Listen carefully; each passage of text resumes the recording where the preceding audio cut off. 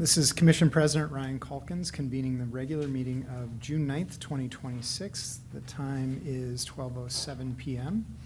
We're meeting in person today at the Port of Seattle headquarters, Building Commission chambers, and virtually on Microsoft Teams. Clerk Hart, please call the roll of all commissioners in attendance. Thank you. Commissioner Calkins. Here. Thank you. Commissioner Cho. Present. Thank you. Commissioner Felleman. Present. Thank you. Commissioner Hasagawa. Present. Thank you. And I understand Commissioner Mohammed is on her way and will be here shortly. We do have a quorum established. Thank you, Clerk Hart. Just a quick reminder, please turn your cell phones to silent if you're in the meeting room. And for anyone participating on Microsoft Teams, please mute your speakers when not actively speaking or presenting. When you're at the dais, please turn off your computer speakers and silence your devices. Please also remember to address your request to speak through the chair and wait to speak until you have been recognized. You'll turn your microphones on and off as needed. All votes today will be taken by the roll call method or by general consent, so it is clear for anyone participating virtually how votes are cast. Commissioners will say aye or nay when their name is called. We are meeting on the ancestral lands and waters of the Coast Salish people, with whom we share a commitment to steward these natural resources for future generations. This meeting is being digitally recorded and may be viewed or heard at any time on the Port's website and may be rebroadcast by King County Television. Please stand and join us for the Pledge of Allegiance.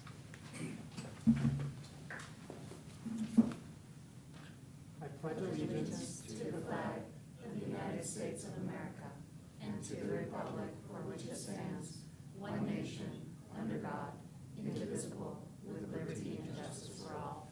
Justice for all.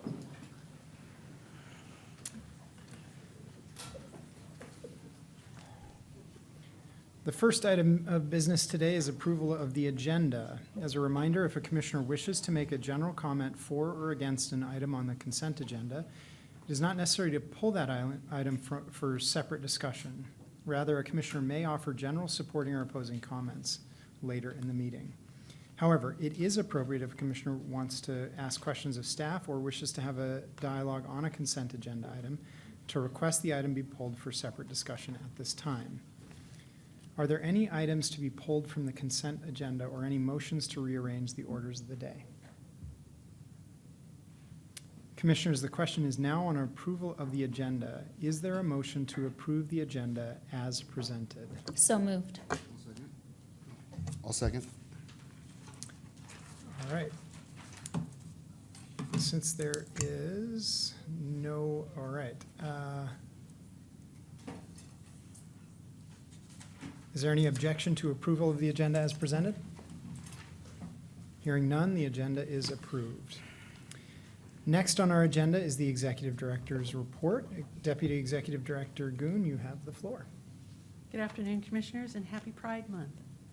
I'm filling in for Executive Director Metric today while he concludes a trip to Washington, D.C. to advocate for federal support for Washington's critical maritime resources and industries.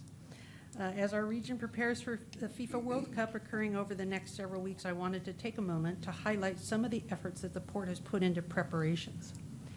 Aviation and maritime teams are coordinating operational readiness, wayfinding, staffing, and customer experience initiatives to support the region's role as a host city. Last week, the airport launched its World Cup engagement efforts with a FIFA pep rally featuring Commissioner Cho, Managing Director Wendy Ryder, airport mascot Jet, and community partners, creating excitement among employees and travelers ahead of the tournament. Commissioner Hamdi Mohammed joined regional leaders and community partners to announce the distribution of 1,400 complimentary match tickets for local youth, expanding access to World Cup events across diverse communities.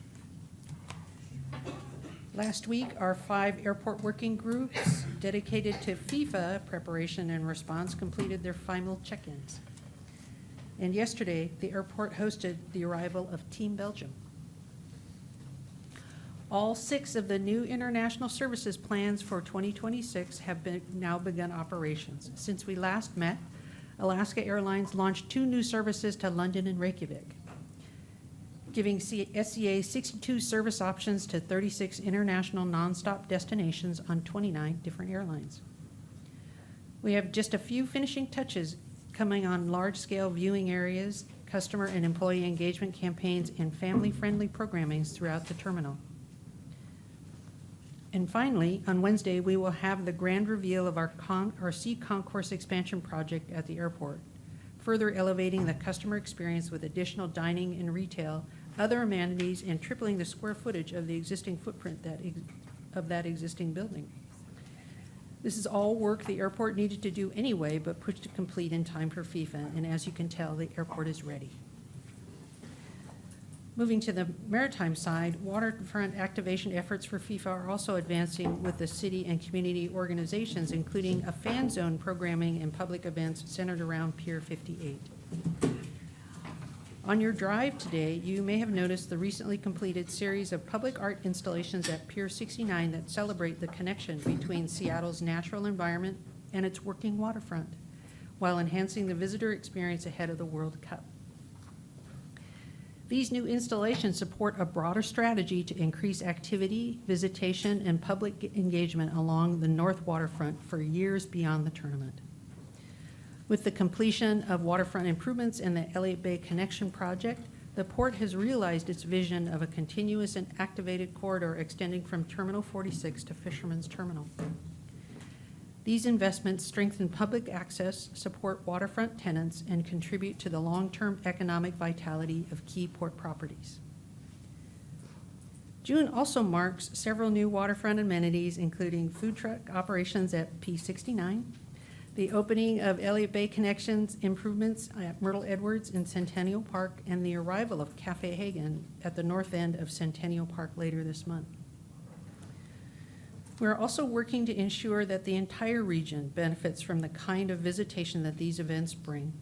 Last week, we announced the 35 recipients of the 2026-27 Tourism Marketing Support Program, which goes to support tourism projects within King County and Washington State. I will not name all 35 projects here, but you can find more information on the $600,000 program in our tourism development website. Congratulations to all the teams for making all these milestones during a very, very busy spring. Turning to today's commission meeting, I'd like to highlight a few items on the consent agenda. Item 8D is an IDIQ that supports our safety inspection efforts on our capital construction sites. Item 8H is a simple renewal of an interlocal agreement with King County for regulatory enforcement actions for hire transportation services. Having this agreement in place is essential for continued operations of a service our customers depend on. Finally, our new business agenda today includes 2 bond resolutions, and we have 3 items under presentations and staff reports. Commissioners, that concludes my remarks. Thank you, Deputy Executive Director Goon. At this time, we're now at committee reports. Erica Chung, Strategic Advisor, will provide the report. Erica, go ahead. Good afternoon, President Calkins, Commissioners, and Deputy Director Goon. I have several committee reports for you. It's kind of long, so I'll try to read it fast. On May Take your 9th, time. Okay. On May 19th, Commissioners Cho and Mohammed convened the Aviation Committee with 2 agenda items. Commissioners received briefings on the sound installation repair and replacement program, biometrics at the airport, and a brief update on FIFA preparations. Following the sound installation briefing, Commissioners recommended that staff host a public presentation on the program to increase transparency, to improve community understanding, and to ensure residents have direct access to information about eligibility, timelines, and the next steps. On Tuesday, May 19th, the Equity, Workforce Development, and Conditions Committee met and received updates on 2 items. Commissioners Hasagawa and Mohammed received update on EPIC, from EPIC, the port's consultants, and the feasibility study for the SCA childcare facility. Staff also briefed the committee on the progress of the healthcare policy directive for SCA workers. Sustainability, Environment, and Climate Committee met on May 19th with Commissioners Calkins and Fellman convening with 1 item for discussion, the SCA Climate Action Plan. The Highline Forum met on May 27th with Sea-Tac Council members Joe Vincent chairing the meeting. At the meeting, host City of Burien Mayor Sarah Moore provided an update on the city policy priorities. Port staff then presented the SAMP near-term project, SEPA draft EIS, the same presentation the Port Commission received the day prior covering project need, environmental review elements, and public comment opportunities. 4 members received a presentation on education pathways and partnerships from Highline School District and from Port on our investment and support for educational partnership. Port Aviation Director Wendy Ryder provided an update from the April 29th START meeting and noted START Steering Committee request for a full SAM near-term project SEPA draft EIS briefing at its June 24th meeting. During the round the table updates, representatives shared news on FIFA World Cup preparations, capital projects, and community events. The Governance Committee met on May 28th with Commissioners Calkins and Hasegawa in attendance. The legal team and presenter provided 2 briefings for the Governance Committee. First, the Employee Code of Conduct Amendments briefing will review changes occurring to both structure and content of the Employee Code of Conduct, which are administrative in nature. Second, the committee received a briefing related to First Amendment standards at the airport, including process comparison at other airport jurisdictions, the permit process for requested activities, and established location for First Amendment activities. The Audit Committee met on June 4th with Commissioners Fellman presiding and Commissioner Mohammed and public member Sarah Holstrom in attendance. The committee received the results of the 2025 financial statement audit from Auditor Baker Tilly, received an audit report from the Fort Hill regarding the baggage optimization Phase 3 project, and review of associated pay applications.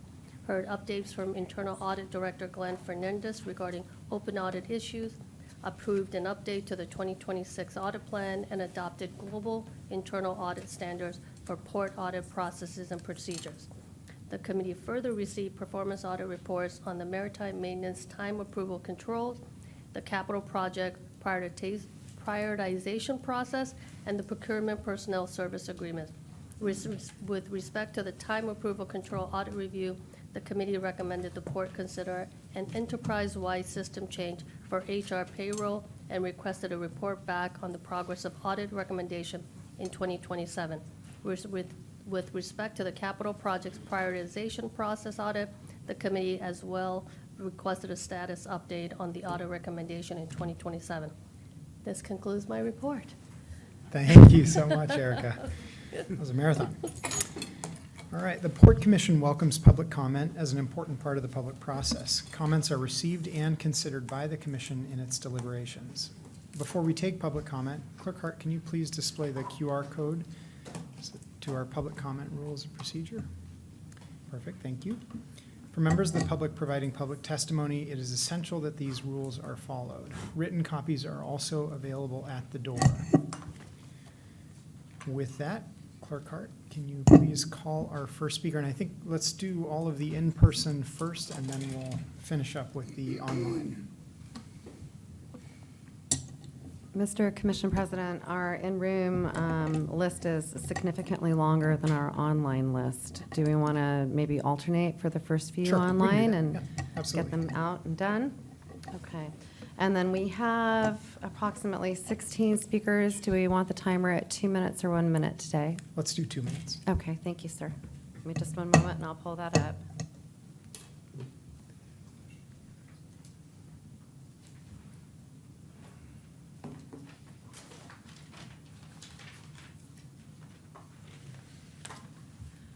Thank you. So for everybody providing public comment today, I'll call your name from the list, and then I'll ask you to repeat your name for the record and identify the agenda item or topic related to the conduct of port business that you'll be speaking about. We'll begin virtually with Mayor Mary Miller. Mayor Mary Miller, in support of the Sustainable Master Plan. Thank you. Please proceed. Very much. Good morning, Commissioners. My name is Mary Miller, Mayor of North Bend, and the ability to move people and goods efficiently is the foundation of economic growth, innovation, and opportunity. In today's world economy, and connectivity is essential. Connections to customers, suppliers, talent, and markets around the globe. SEA Airport is critical for our region, serving approximately 53 million passengers each year. That number is expected to grow to approximately 57 million over the next decade. Those travelers are coming regardless. The question is whether we will be prepared to serve them through a world-class airport or whether they will continue to face increasing congestion, delays, and an experience that falls short of what our region deserves. The Port of Seattle has done an impressive job maximizing capacity within the airport's current footprint. The projects completed ahead of this summer's World Cup are a great example of the port's creativity and commitment to improving the passenger experience. But there is a limit to how much can be accomplished within the facilities that were never designed for today's demand. That is why I support the Sustainable Airport Master Plan for a second terminal. The investment is about much more than about adding 19 new gates. It will provide additional roadway capacity, expanded curb space for pickups and drop-offs, and new parking garage and additional TSA screening checkpoints, improvements that will benefit every traveler who uses SEA. Great regions invest ahead of growth rather than react after infrastructure has been overwhelmed. The Sustainable Airport Master Plan is an investment in our economic competitiveness, our global connectivity, and the future of our region. I urge you to move this project forward. Thank you for all your hard work and efforts, commissioners. Thank you for your time and consideration. Thank you, Mayor Miller. Thank you. Clerk Hart, next speaker. Yes, our next speaker from the room is Alex Zimmerman. Thank you. Alex, please go ahead and repeat your name for the record and your agenda item or topic related to the conduct of port business, and then I will start the timer. It's okay, no problem.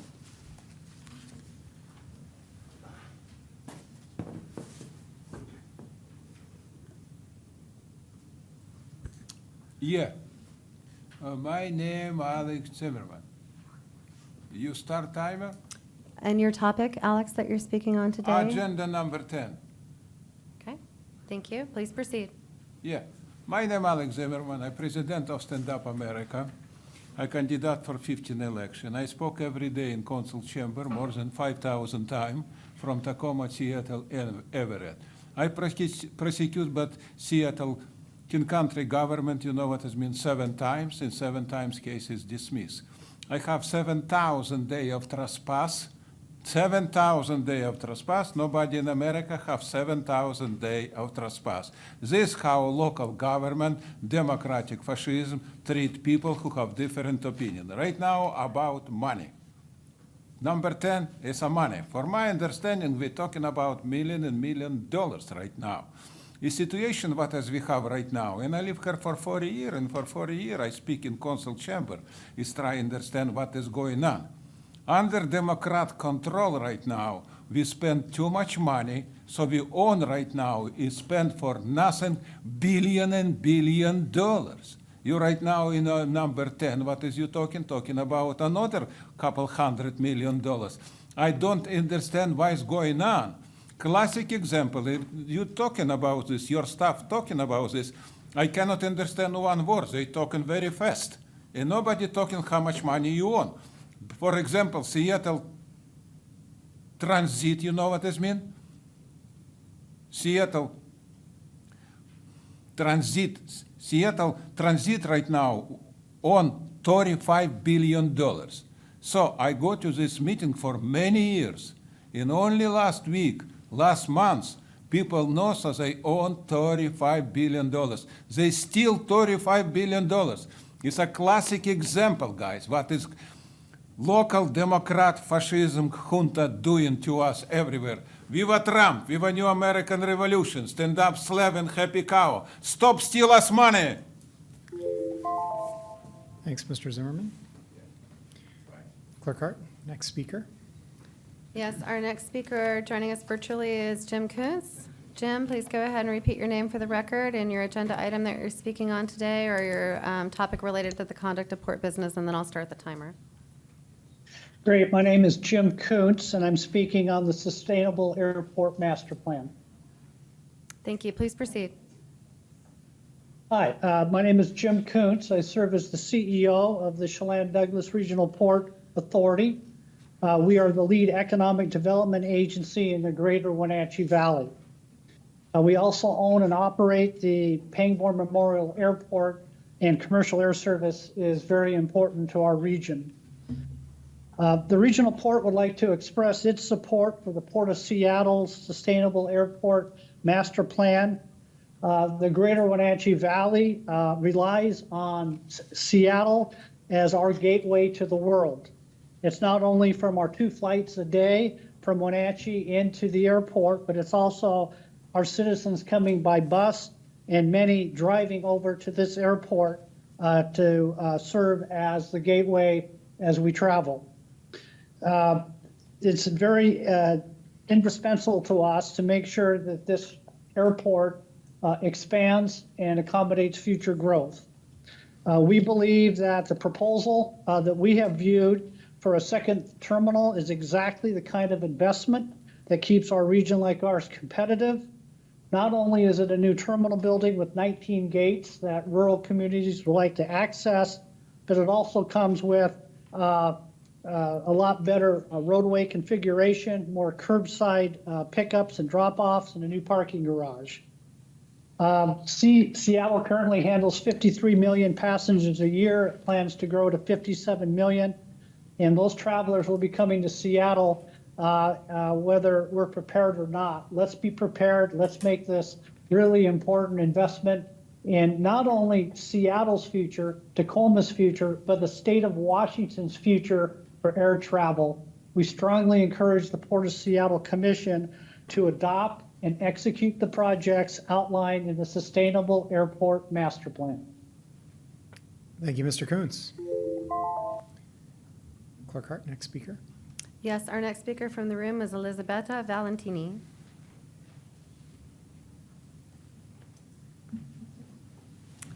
Hello, good morning. I am Elisabetta Valentini. I'm Honorary Consul of Italy, and I am and Vice Consul of the Consular Association of Washington. So today I am speaking on behalf of Mark Gunter, who is our president and is Consul of Ethiopia, and on behalf of the entire Consular Association. So first of all, I would like to congratulate all of you for all the work you're doing. And I'm talking about the Sustainable Master Plan for the airport, being more than 50 consuls with all our communities here in Seattle. So on behalf of the Consular Association of Washington, with over 50 consulates residing in the state of Washington, we want to express our strong support for efforts to continue to invest in Seattle-Tacoma International Airport. The international airport serves as a critical gateway for our region, and the continuing growth in demand for air travel is a direct reflection of the success of the region. However, that demand has put incredible strain on Seattle's current facilities. Without any near-term prospects for another major commercial airport in the region, it is essential that the Seattle International Airport find a way to continue to provide a high level of services to travelers. The consular community in particular are keenly interested in the Seattle International Airport as a transportation hub, not only for the consulates themselves, but for the trade and foreign direct investment that is made by the communities that they represent in Washington state. 8 out of the 10 top trading countries with Washington state are currently members of the Consular Association. So Seattle International Airport represents a critical infrastructure component and partner with the Consular Association. We're pleased to see the progress on the Port's State Environment Policy Act, environmental review of the Sustainable Airport Master Plan, near-term projects. Without these current and future investments, the airport will become a choke point on growth for the region, making it harder for employees, tourists, customers, and family members to travel to and from Seattle. Businesses will site their facilities elsewhere, tourists will take their leisure dollars to other destinations, and our region will miss out on key opportunities for major events. So we urge to continue moving forward with the proposed ACT projects, particularly the second terminal, to ensure that our region has a world-class air travel facility that it needs. So thank you again for all your work, and personally, I want to thank everybody because we have the first Alaska flight and Delta flight to Rome. So when I went to the gate and I saw Rome on on the sign, I almost cried. So thank you. Thank you very much. And I'm speaking both for myself, but my fellow consuls are very happy too. So thank you, everybody. Thank you, Ms. Bye-bye. Valentini. And I was going to ask if you'd had the chance to use the new Rome connection. All right. Clerk Hart, next speaker. Yes, our next speaker joining us virtually is Dana DeBell.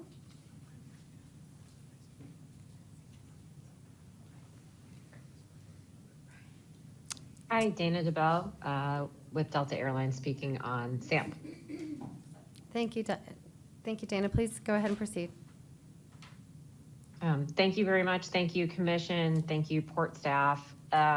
I wanted to speak today to express support for continuing to move the review of the SAMP process forward under SEPA.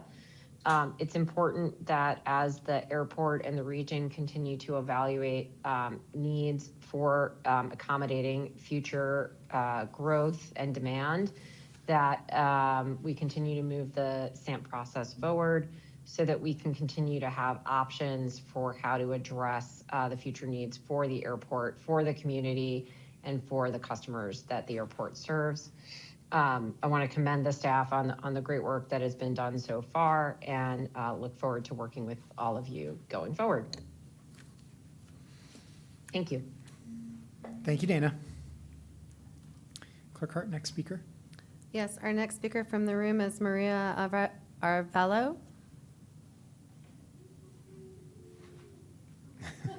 She's got her own cheering section. Maria, please go ahead and repeat your name for the record and your topic today, and Yeah. then I'll start the timer. Awesome. Maria Arevalo Martinez. I am here to discuss the Duwamish Valley Community Equity Program and the 3-year strategic briefing. Thank you. Perfect. Proceed.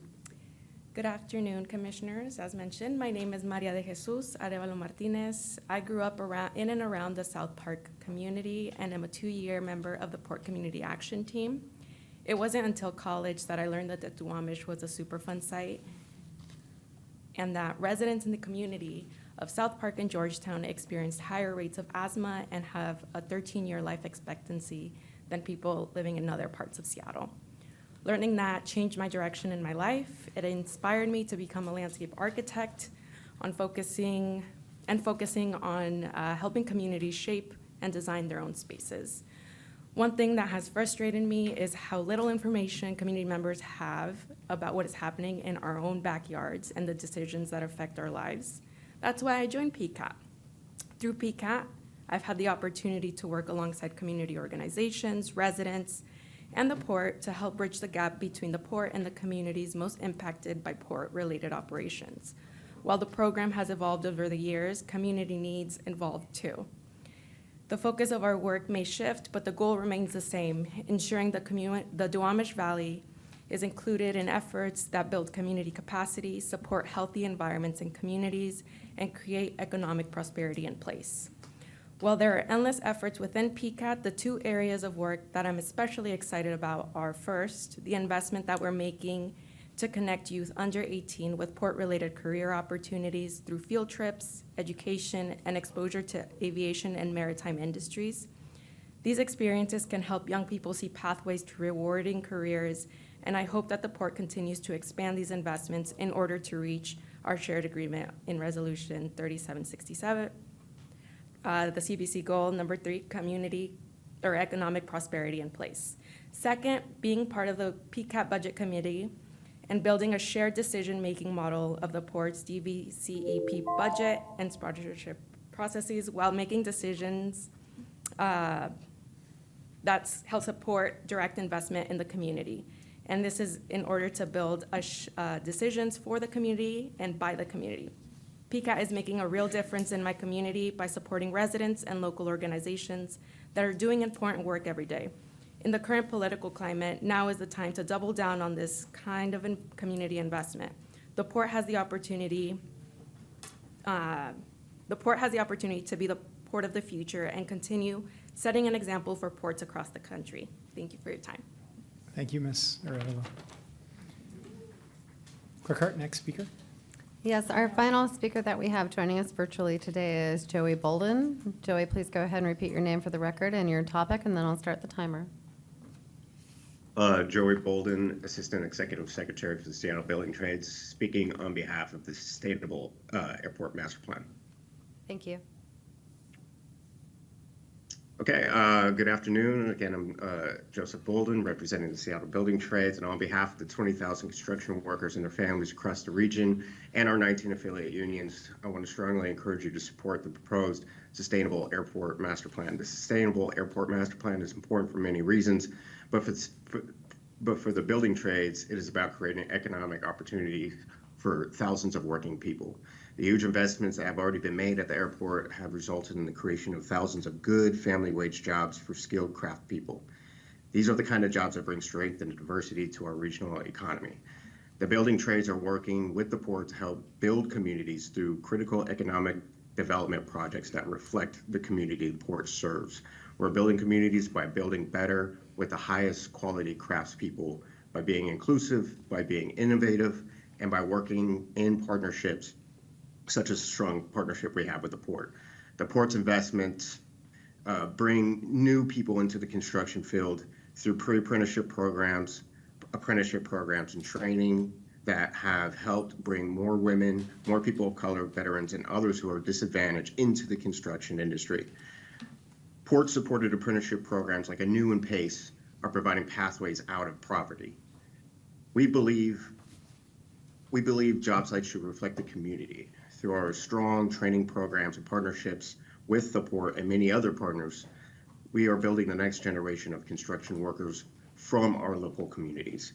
The Port of Seattle has done a great job maximizing the capacity of its current facilities, but SEA has reached its limits on what is possible with the existing facilities. We believe that SEA, the proposal to build a second terminal, is exactly the kind of investment that keeps regions like ours competitive. Now is the time for the port to move forward. SEA's expansion is essential to our region's future, and our economic success depends on it. Thank you for all your service and partnerships. Thank you, Mr. Bolden. Clerk Hart, next speaker. Yes, our next speaker is Gladys Clemente.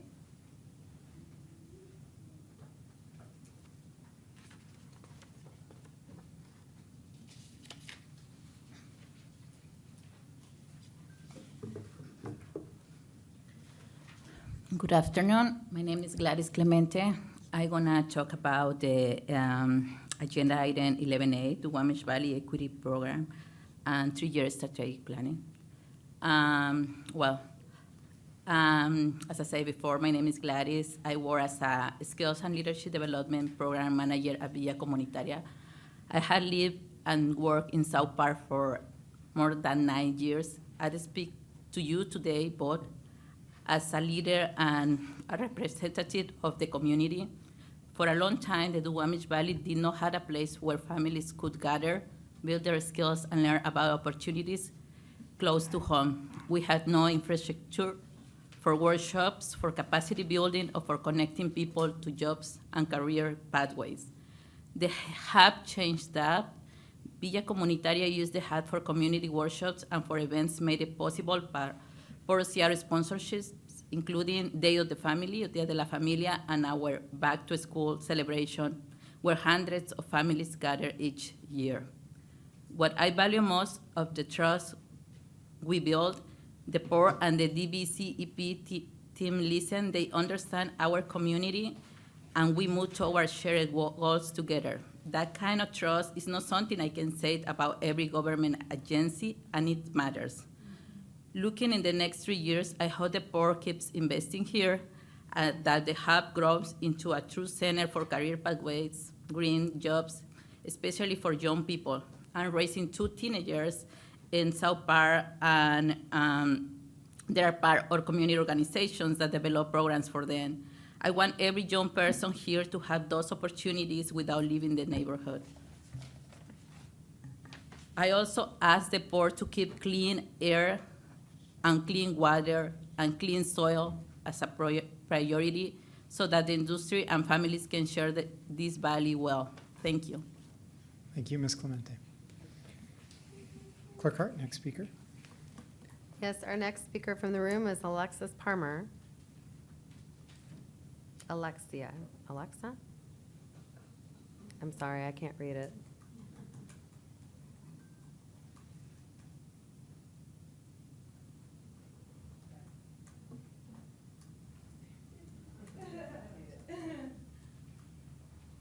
Please go ahead and repeat your name for the record since I did such a lovely job at that. Yeah, no worries. I'm Alexia Parmer, and I am here on behalf of PCAT, and I'm going to be talking about 11A. Thank you. Okay, yeah, thank you. Hello. This is my first time doing anything like this. I had a whole script, and y'all have been read many scripts, so I decided to just talk to y'all as a person. Yeah, I've been a part of PCAT for about 2 years now, and joined because I have always been really interested in policy. For about 3 years, I was on the route to become a lawyer. Then COVID hit. I did 1 year online, and I was like, I can't do this. So yeah, I just started like working odd jobs, nannying, cat sitting, dog sitting, X, Y, and Z. You don't need to hear my whole life. But then I heard about the PCAT, the opportunity to work at PCAT, and the opportunity to advocate for people who are being impacted by a bigger entity. And I love that I'm here because it's not just like the Port of Seattle as this like system, it's like people, and it's faces that I can put a name to and that I can actually come and speak to or email. And so I just want to encourage commissioners and people who are even in the room who have any desire to help the Duwamish Valley gain access to clean air, clean water, clean soil, and just healthier living experiences to reach out to PCAT. We want to continue to grow and expand, and that is hard with the limited amount of budget. And so, a little hearing about how much money is being like invested into certain things that are great for economic prosperity, yes, but also wanting to dial down to like real, like not saying that the people who are like flying and doing X, Y, and Z within like airports aren't real people, but like people who are impacted day to day and who don't really get highlighted. And so just wanting to, reach out and say that we are here. Again, I'm Alexia, and if you want to send us an email, please go ahead or visit us at the hub in South Park. But we're here, and we want to reach out and extend our hand to y'all. So thank you. Thank you, Ms. Palmer. Clerk Hart, next speaker. Yes, our next speaker from the room is Angeli Dodge.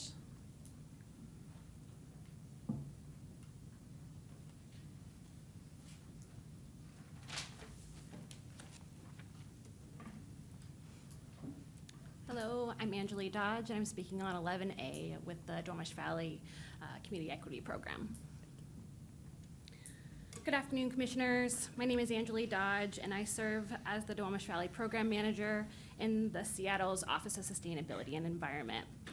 I'm here on behalf of the city to express strong support for the Port's Duwamish Valley Community Equity Program and the important work happening at the Duwamish River Community Hub. In addition to my professional capacity working in the Duwamish Valley, I am also a Duwamish Valley resident and a South Park homeowner of over 14 years. The Duwamish Valley is home to a diverse and hardworking community that contributes greatly to our regional economy. Yet many residents and small businesses still face barriers to opportunity. The Port's investment in the Duwamish Valley Community Equity Program and the Duwamish River Community Hub helps open doors to business support, workforce pathways, and long-term wealth building, ensuring that communities that live closest to the Port's operations share in those economic benefits. Our partnership between the city's Duwamish Valley program and the Port is helping align community aspirations with regional economic growth. This collaboration proved its value during the 2022 South Park floods, when the hub became a critical resource for residents. Since then, the Duwamish River Community Hub has become a known location to receive critical community resources. Together with the City of Seattle and the Port, we're building a coordinated, place-based ecosystem that supports small businesses and expands economic opportunity for those historically left out. I urge the Commission to continue investing in the community-driven solutions and to community-driven solutions, and to maintain strong support for the Duwamish Valley Community Equity Program so that we can create long-lasting change, shared prosperity for the frontline communities that call Duwamish Valley home. Thank you. Thank you, Ms. Dosh. Clerk Hart, next speaker. Yes, our next speaker is Robin, I believe it's Robin Schwartz.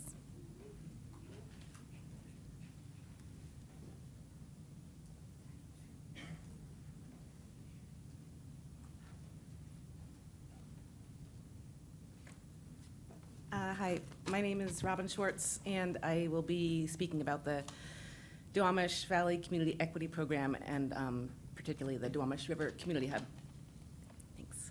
Hi, everybody. Thanks. My name is Robin. I work at the Duwamish River Community Coalition. I'm also on a couple of other community groups, including the South Park Neighborhood Association, and I co-facilitate a group called the Flood Community Advisory Group, which is made up of flood-impacted folks in South Park, and I also live in South Park. So in those capacities, I am at the hub multiple times per week, sometimes 3 or more times per week. It's been a really valuable resource. I think you guys probably have heard that there isn't a lot of accessible meeting space in the Duwamish Valley in South Park, so it's great to have that space. The team has been extremely flexible and responsive to us asking for ways to make it more accessible, which has been great. So we've been really grateful for your investment in this program. We continue to be impacted by the port, air pollution, freight, all sorts of stuff. So I hope that you will continue to invest in the Duwamish Valley Community Equity Program. And going forward, I would love, as Maria said, I'd love to see continued and robust career and job pathways for all of our community members, but especially our young people. That's it. Thanks so much. Thank you, Ms. Schwartz. Clerk Hart, next speaker. I just love the snapping going on behind me. Our next speaker is Marianne, I believe it's Hike.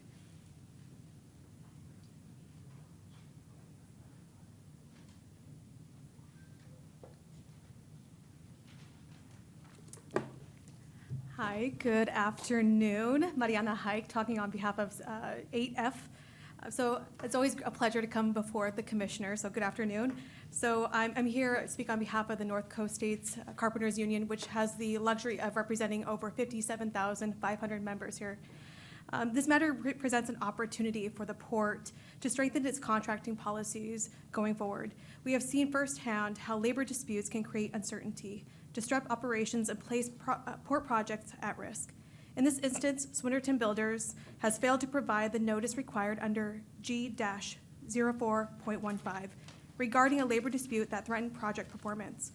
While existing contract language establishes notification requirements, we should also examine whether further projects that are not covered by a community workforce agreement need additional protections. Specifically, I encourage the port to consider adding stronger pre-qualification standards or labor harmony provisions for contractors seeking port work. Contractors should be required to demonstrate that they have mechanisms in place to maintain labor stability, communicate emerging disputes, and minimize disruptions to port operations. The goal is not to favor one party over another. The goal is to ensure continuity of operations and protect public investments when contractors bid on port projects. They should be prepared to meet not only technical and financial requirements, but also standards of responsible labor relations and transparent communication. The Port of Seattle depends on reliable project delivery. Strengthening our pre-qualification requirements and considering labor harmony language would help ensure the future contractors and prepared to meet that responsibility. Thank you. Thank you, Ms. Hike. And Ms. Hike, Ms. Calkins says hello. Tyler Hyde, by the way, that was my former teacher. All right. Clerk Hart, next speaker. Yes, our next speaker is Lissandra Vela.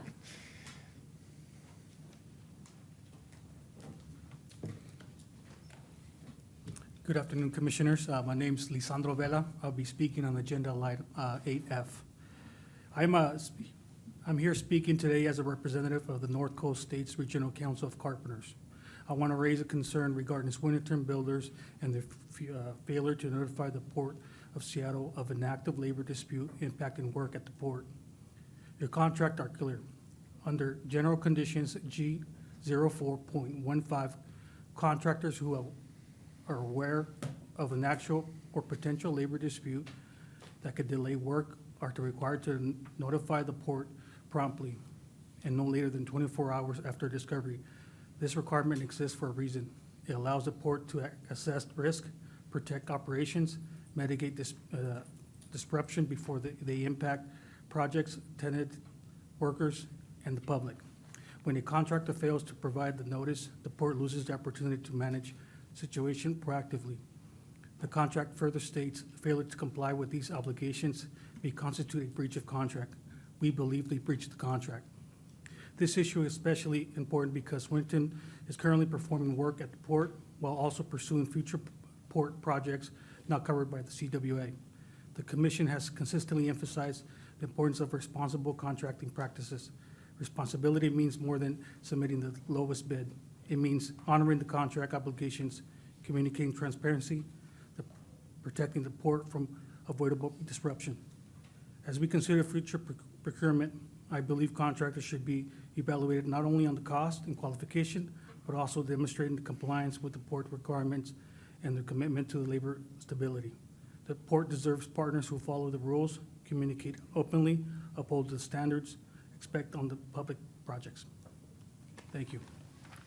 Thank you, Mr. Vela. Clerk Hart, next speaker. Yes, our next speaker is Chris Coulter.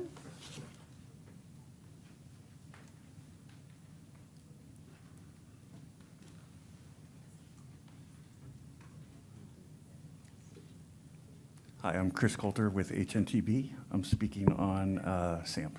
You can pull the mic up more to you. There you go. Does that work? Yes, go ahead. Okay, great.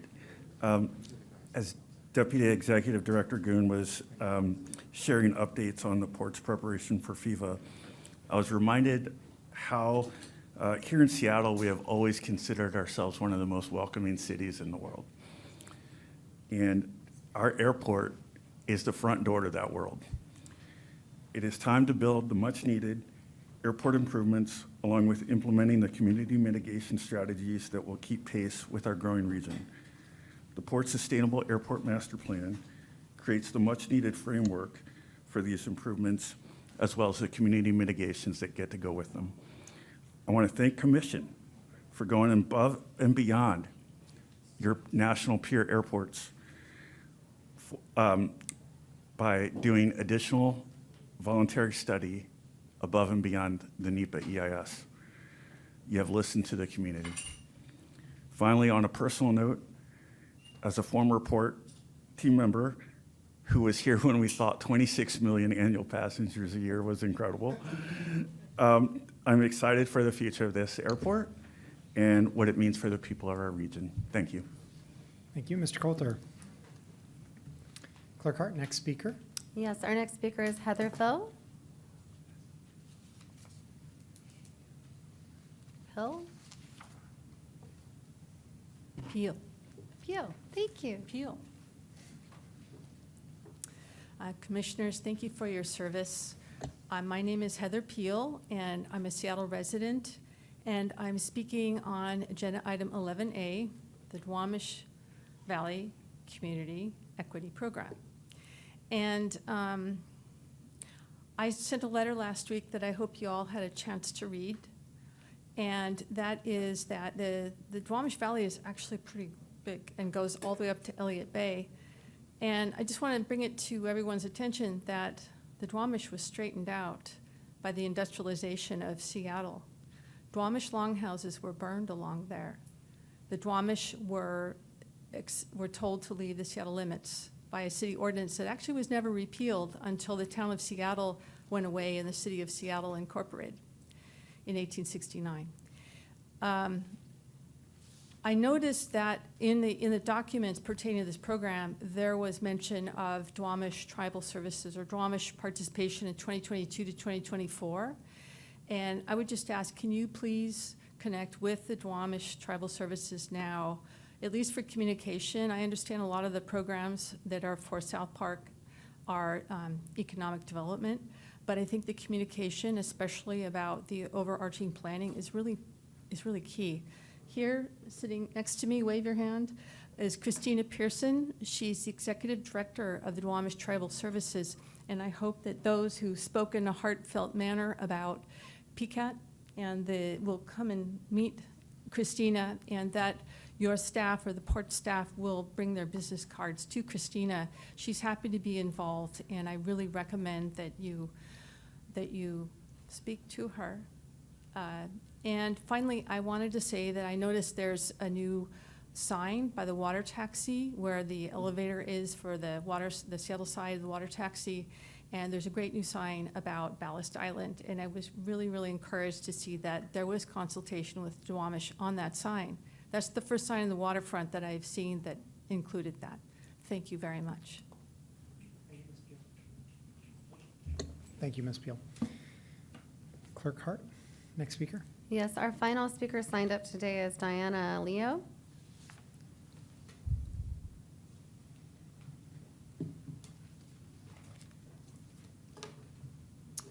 Hi, my name is Diana Leo, and I am here to provide a testimony in support of the Sustainable Airport Master Plan. Go ahead, proceed. Good afternoon, Commissioners. My name is Diana Leo, and I'm the VP of Government Affairs at the Bellevue Chamber of Commerce. I am here today in strong support for the Port of Seattle Sustainable Airport Master Plan. The business community is clear. The investment is not optional. It is foundational to the economic future of our region. Our member businesses, from small family-owned firms to large employers, rely on the Seattle-Tacoma International Airport every single day. They use it to bring in clients, ship products, attract talent, and connect with partners around the world. When SEA works well, our businesses work well. When it doesn't, we feel it. In lost details, delayed shipments, and frustrated customers and employees. The draft EIS confirms what our members already know. Demand is growing, and the existing terminal cannot keep pace. The airport handled 53 million passengers last year. That number is projected to reach 56 million by 2032, with or without new facilities. The question before the port is not whether those travelers will come. They will. The question is whether our region will be ready to welcome them in a way that reflects the world-class economy we have built here. From a business perspective, the economic case for moving forward is compelling. The draft EIS itself notes that the NTPs would generate new jobs, airline staff, retail workers, maintenance crews, and would support indirect economic growth in hotels, restaurants, and businesses across the region. SEA is not just a transportation hub, it is an economic engine, and these projects keep that engine running. We also note the connection between increased cargo capacity and economic opportunities. Our region's manufacturers, agricultural producers, and companies depend on the capacity to move goods. Expanded and modernized cargo facilities at SEA will directly serve the economic interests of businesses that depend on the port, will depend on import and export of goods, thus strengthening our position as a trade hub for the Pacific Northwest and beyond. We understand that growth comes with impacts, and we take those concerns seriously, but the DEIS shows those impacts are manageable with mitigation measures for traffic, protections for water quality, and commitments to address noise. The alternative, doing nothing, carries its own serious costs. Crowded terminals, missed connections, are in a region that signals to the world it is no longer open for business at scale. The Bellevue Chamber of Commerce urges the Port Commission to finalize this DEIS, adopt the proposed action, and move forward with construction. The time to act is now. Our businesses, our workers, and our region's future are counting on it. Thank you. Thank you, Ms. Leo. That concludes our sign-ups for today. Is there anyone else present on the Teams call or present in the room today who didn't sign up or who wishes to address the commission? Please step forward, state and spell your name, since we don't have it written down, and state the agenda item or topic related to the conduct of the port you wish to speak about for the record. Howdy, folks. My name is Waleed Afzal. It is spelled W-A-L-E-E-D-A-F-Z-A-L,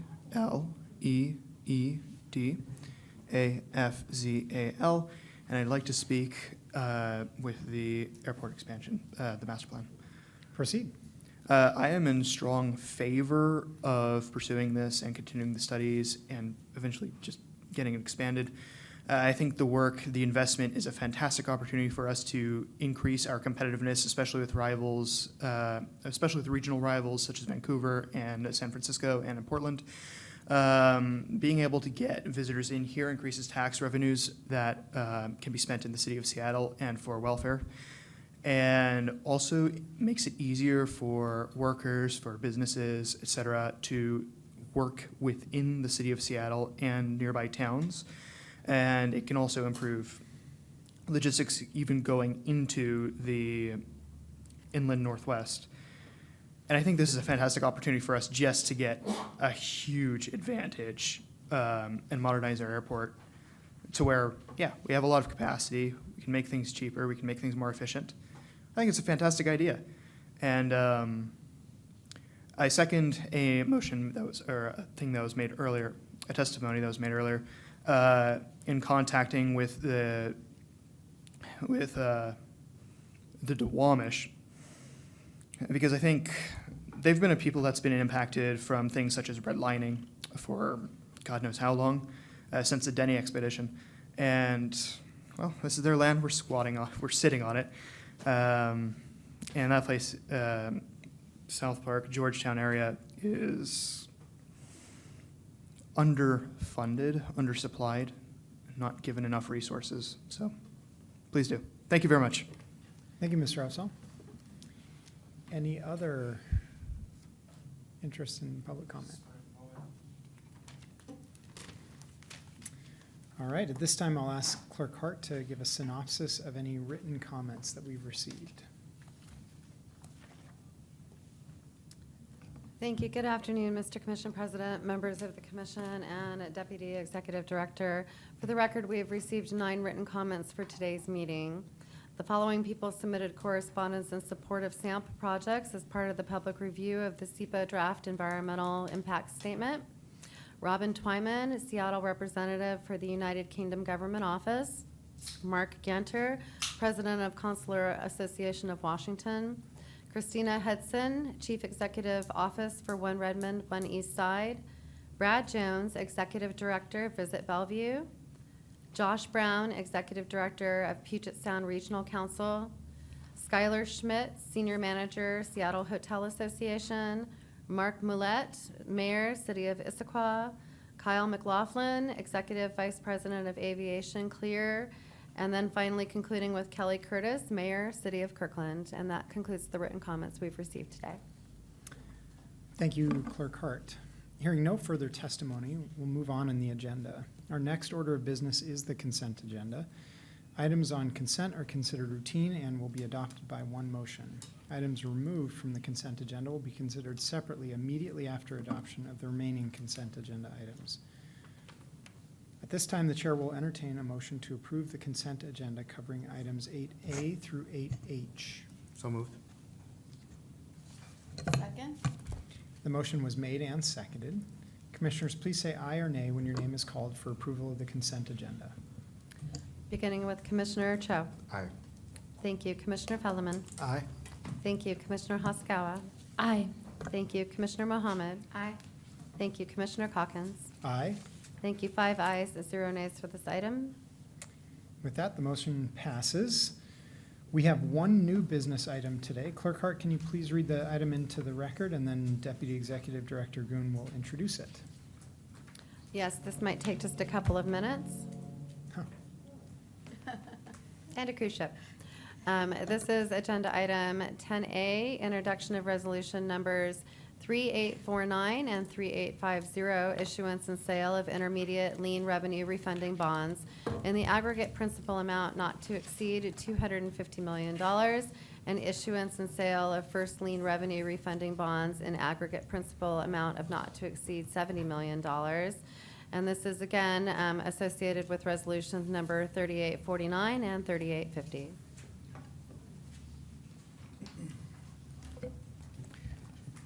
Commissioners, we are introducing 2 bond refunding resolutions that support the Port's ongoing commitment to prudent financial management by taking advantage of favorable market conditions to reduce future debt service costs and strengthen long-term financial flexibility. These actions would authorize the issuance of refunding bonds to refinance existing airport and seaport debt originally issued to fund major capital investments. By replacing higher cost debt with lower cost financing, the port expects to generate meaningful savings while maintaining the strong financial foundation that supports our capital programs and credit profile. Leading us off today is Chris Wimsett, our CFO. Great. Thank you, Deputy Executive Director Goon. Good afternoon, President Calkins and members of the Commission. My name is Chris Wimsett, Chief Financial Officer. Today we have two debt-related resolutions, as mentioned. Both for your consideration are opportunities to refund debt issued in 2015 or 2016, and that refunding would be for savings. To take us through the brief slides, I'm joined by Interim Director of Corporate Finance, Scott Bertram, as well as Angie Rose, who's Principal Financial Analyst. While today is, I believe, Angie's first time before the Commission, she has been a key force behind the scenes since joining the port as a college intern in 2010. She has worked on 13 port transactions since 2015, including perhaps the bonds being refunded today. Right? Angie has helped raise more than $4.7 billion in that time.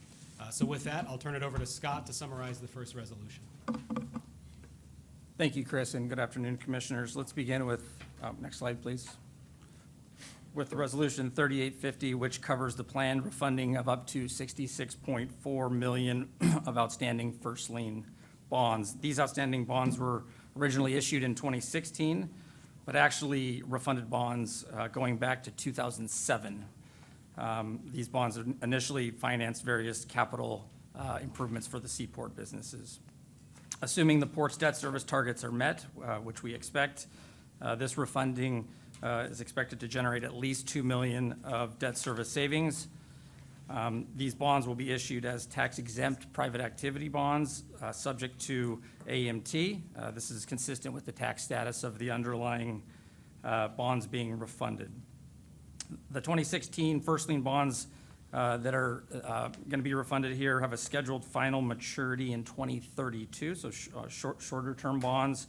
But I want to turn it back over to Chris to talk a little bit about a potential debt restructuring option that we are weighing as part of this transaction. Yeah, so due to a couple of factors, most notably the acceleration of the South Concourse Evolution Project, there is a period of time where debt issuance would be accelerated from where it had previously been forecasted, which causes a little bit of compression in our debt service coverage ratio, which is one of the important ratios that ratings agencies look at, and we actually judge our own financial health by.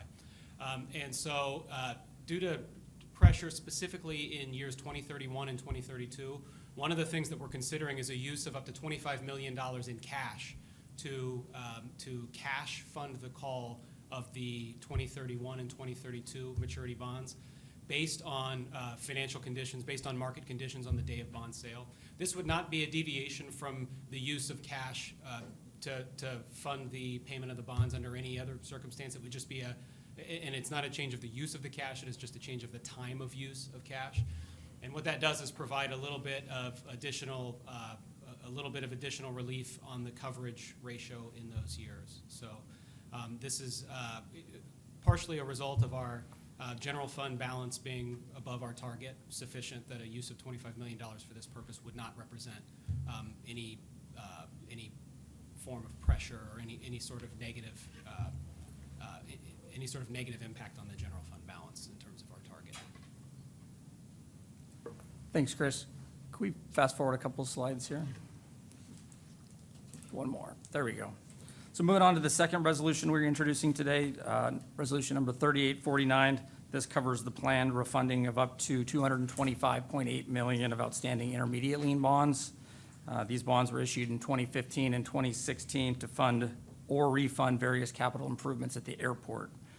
The refunding of these bonds is expected to generate at least $8.3 million of debt service savings if we meet our savings targets, which we currently expect. The 2026 intermediate lien bonds will be issued in two series. We've got, based on their underlying tax status of the refunded bonds, we've got a series of tax-exempt governmental bonds, and we've got a series of tax-exempt private activity bonds. With that, I'll turn it over to Angie to cover the remaining slides that outline the actions before you today. Thanks, Scott. My name is Angie Rose. I'm a Principal Finance Analyst with the Corporate Finance Group. Good afternoon. Resolutions 3849 and 3850 are similar in all material respects to other first lien and intermediate lien resolutions. Oh, actually, could you move that one slide, please? There we go. Thank you. They are issued pursuant to the respective lien master resolutions and provide for approval delegation. Delegation limits are as follows. On the intermediate lien, maximum par amount of $250 million, maximum interest rate of 4.5%.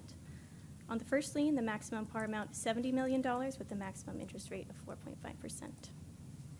If it appears we may exceed these limits, we would request further authorization. The bonds will be sold by Siebert Williams Schenck, and the bond sale must occur within 1 year. Next slide.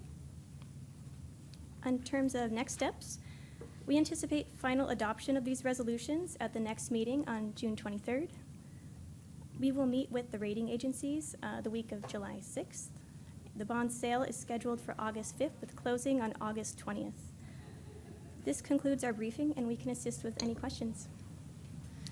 Commissioners, any questions? Commissioner Fellman? It's a question for you, Chris. Are we able to use the money we have from the T30 settlement for the cash? We could. Actually, the T30 settlement is one of the contributors to the cash value of the general fund being higher than being above target right now. So, dollars are fungible, and so any source of cash in that respect can be attributed to any use, but certainly. So that just makes it's like new money for this short period of time so it really doesn't affect our current cash flow. Correct. And the way I think of it is we could either replace the bonds with new bonds, or we could replace the bonds with cash. And in this case, the proposal would be to retain flexibility to use cash as a substitute for new bonds to ease pressure on the rating. And this just makes it that much easier. Thank you. Commissioner Hasegawa?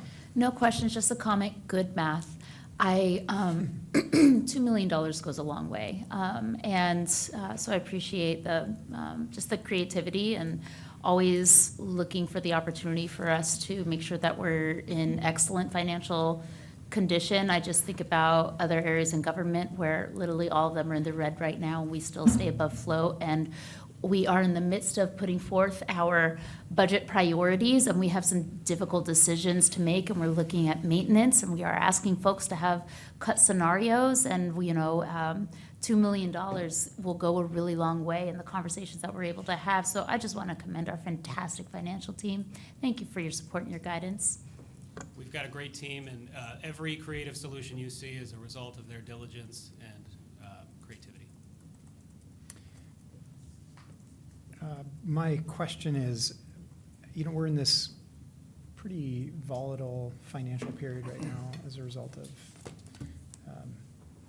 the conflict in Iran, the tariffs, a number of other things that are creating kind of unusual pairings of financial numbers. And I'm wondering, if we're intending to do this in a couple of months, is there anything you anticipate between now and then that could significantly change what we might have to pay for to offer these bonds? In other words, is it an ideal time to issue bonds, or should we wait until things are a little bit more certain, or is this a good moment because of that uncertainty? That's a great question. So these are refunding bonds, and refunding bonds have to be issued kind of pursuant to when the bonds are eligible to be refunded. So I would say that a significant new money deal, this would be a pretty volatile time to be going to market for a significant new money deal. If you'd asked most market practitioners 6 months ago, their expectation would have been for lower interest rates 12 months from now, whereas now, given inflation numbers are still pretty high, employment at the national level is still outperforming expectations, it's a reasonable expectation that interest rates will be higher in 12 months than they are today. And so I think our relative risk for this fairly modest refunding over the next few months is fairly low. It would take an awful lot for 20-year and 15 years on the curve to, in the present to get higher, to become higher rates than a 30-year curve was when we issued the bonds, or a 25-year curve was when we issued the bonds. So overall, I think our opportunities for savings here are going to be robust, despite short-term headwinds. But a sober look at long-term headwinds is always a good idea, and that's certainly a reality right now. Terrific. Angie, great job on your debut. Thank you. It's excellent. Feel really well informed. Hearing no further questions for this item, is there a motion and a second to introduce resolutions 3849 and 3850? So moved. Second. Is there any further discussion or debate on the items? Clerk Hart, please call the roll for the vote. Commissioners, please say aye or nay when your name is called. Thank you. Beginning with Commissioner Cho. Aye. Thank you, Commissioner Felleman. Aye. Thank you, Commissioner Hasagawa. Aye. Thank you, Commissioner Mohammed. Aye. Thank you, and Commissioner Calkins. Aye. Thank you. 5 ayes, 0 nays for this item. All right, and with that, the motion passes. Resolutions 3849 and 3850 will be back before the commission for adoption on June 23rd, 2026. Thank you all.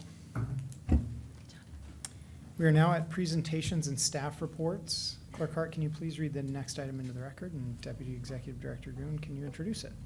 Yes, thank you. This is agenda item 11A, the Duwamish Valley Community Equity Program and 3-year strategic plan briefing. Commissioners, today we are providing a 3-year milestone update on the implementation of Resolution 3767 and the Duwamish Valley Community Benefits Commitment, a long-term partnership that reflects the Port's commitment to equity, environmental stewardship, and shared prosperity in communities most directly impacted by Port activity. This update highlights how the Duwamish Valley Community Equity Program has evolved from policy into action, strengthening collaboration with community leaders, expanding access to workforce and economic opportunities, supporting environmental health initiatives, and creating lasting infrastructure for community engagement. Joining us today is Sharmi Ajmera, Senior Program Manager, Duwamish Valley Engagement, External Relations, Jose Gibertoni, Senior Program Manager, External Relations, and Priya Diaz, Port Community Action Team member. Thank you. Thank you, Commissioners. It's great to be here with you today. I'll briefly apologize for my voice. I have 2 kiddos under the age of 3, and they're very generous with their germs. But I'll do my best to make sure Very you can hear me. relatable Yeah, for this group. I figured several of you will really understand. But thank you so much for having myself and my colleagues here today. We'll take a moment to introduce ourselves and then jump into our agenda. My name is Sharmi Ajmera. I'm the Senior Program Manager for Duwamish Valley Engagement, and I'll pass it to one of our PCAT members. He'll be presenting with Hi, us my today. name is Priya Marita Diaz, and I'm a PCAT member. Hello, Jose Gibertoni, Senior Environmental Maritime Community Engagement. Nice to see you. Thank you. Next slide, please. So today we'll be giving an update on the Duwamish Valley Community Equity Program at large. Specifically, we'll be giving an update on the Port Community Action Team, or the PCAT, which Priya will do for us. And then we'll also talk about the 3-year strategic plan, which is one of the requirements under Resolution 3767. So it'll be our strategic plan for 2026 to 2029. And then we'll end with an update about the Duwamish River Community Hub. Next slide, please. So to give you all a brief overview of the wide ecosystem of partners that we work with and where everyone fits, I wanted to take a moment to talk about several of the partners that we work with under this program. So first, of course, we work with several internal teams at the Port. We have over 30 staff members at the Port who are participating in our interdepartmental team. They work on a variety of projects that touch the Duwamish Valley in different ways. And so we bring those folks together at least once a quarter to meet with our PCAT members on a regular basis to talk about all sorts of different projects and programs that impact the Duwamish Valley, and work with them throughout the course of the year on many of the things we'll talk about in our strategic plan. And then, of course, we also work with several public agencies at the federal level, the EPA. We work with the City of Seattle. You heard one of our colleagues from the Office of Environment and Sustainability during the public comment period. And we work with others like the Department of Ecology at the state, King County, Puget Sound Clean Air Agency. And then, of course, one of our core governmental partners is the Northwest Seaport Alliance. And we work very closely with their external relations team and also their environment and sustainability team. And then core to all of the work that we do as a program are the community relationships that we have across the Duwamish Valley.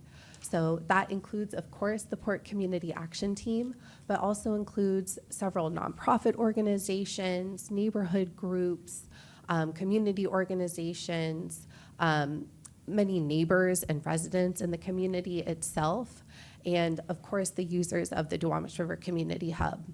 In that ecosystem of partners, PCAT is one of our core community partners. They are connected to different organizations and parts of the community, and they really serve as a bridge between the port and the community at large.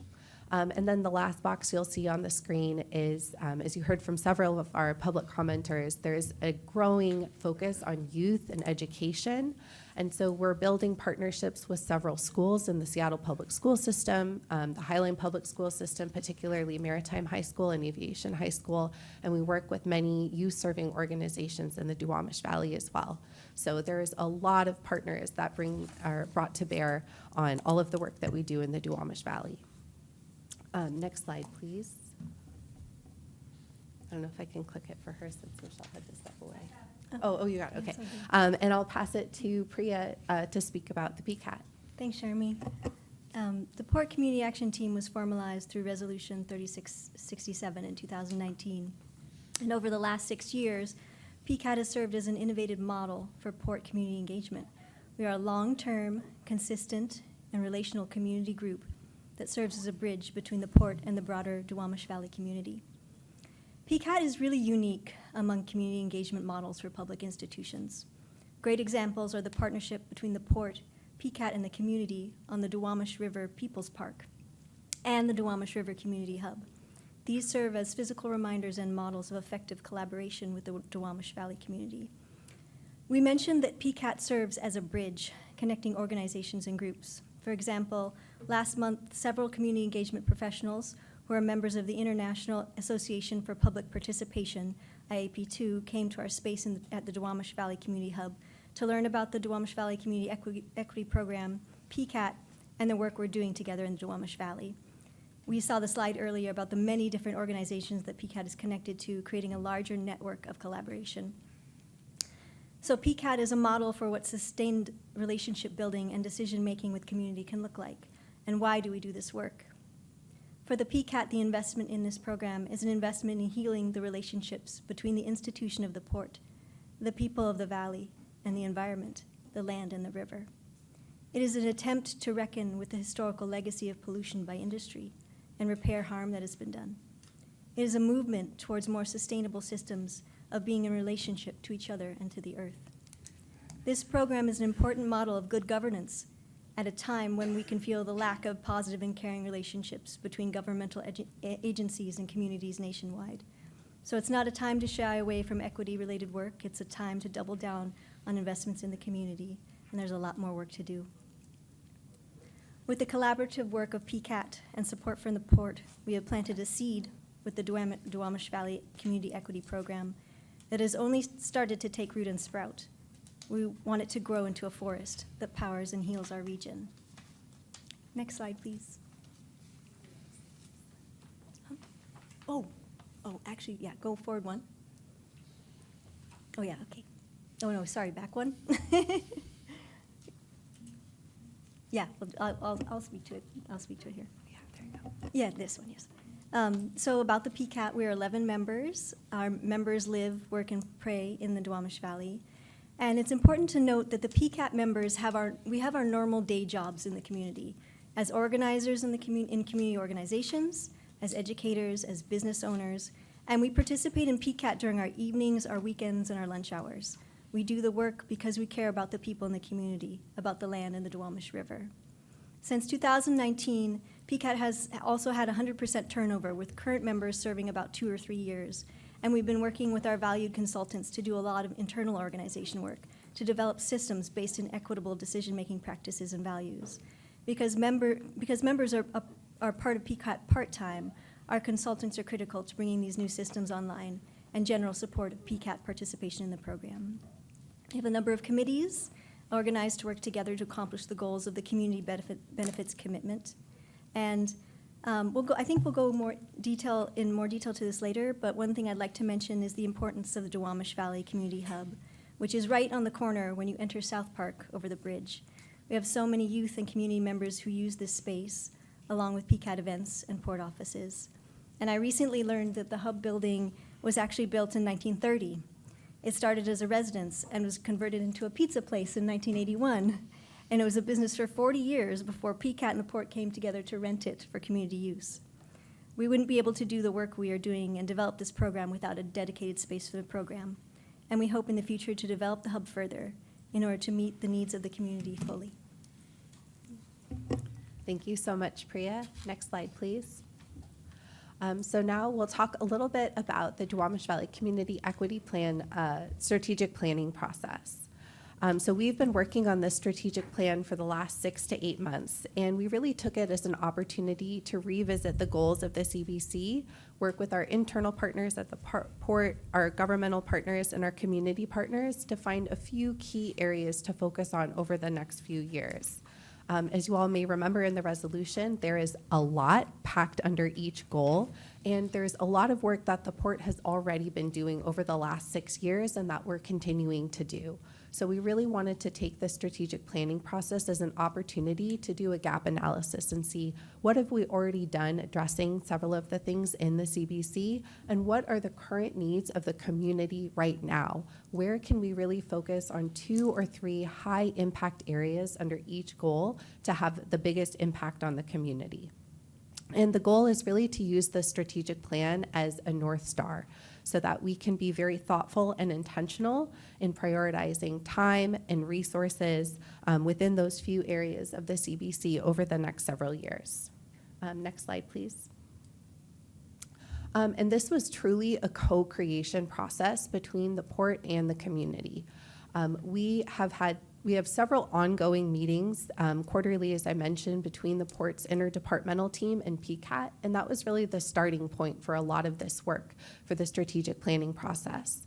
On top of that, both port staff and PCAT members regularly attend meetings and neighborhood associations. We go to events in the community. We connect.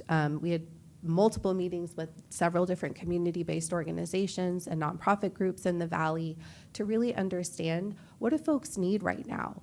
There's a really large ecosystem of different folks doing work in the Valley. Where can the port fit in so that we're being really thoughtful about complementing the work already done, not being redundant in things that are already being offered to the community? So the PCAT took it upon themselves to organize several community dinners to really dive into a few of those key areas in the CBC.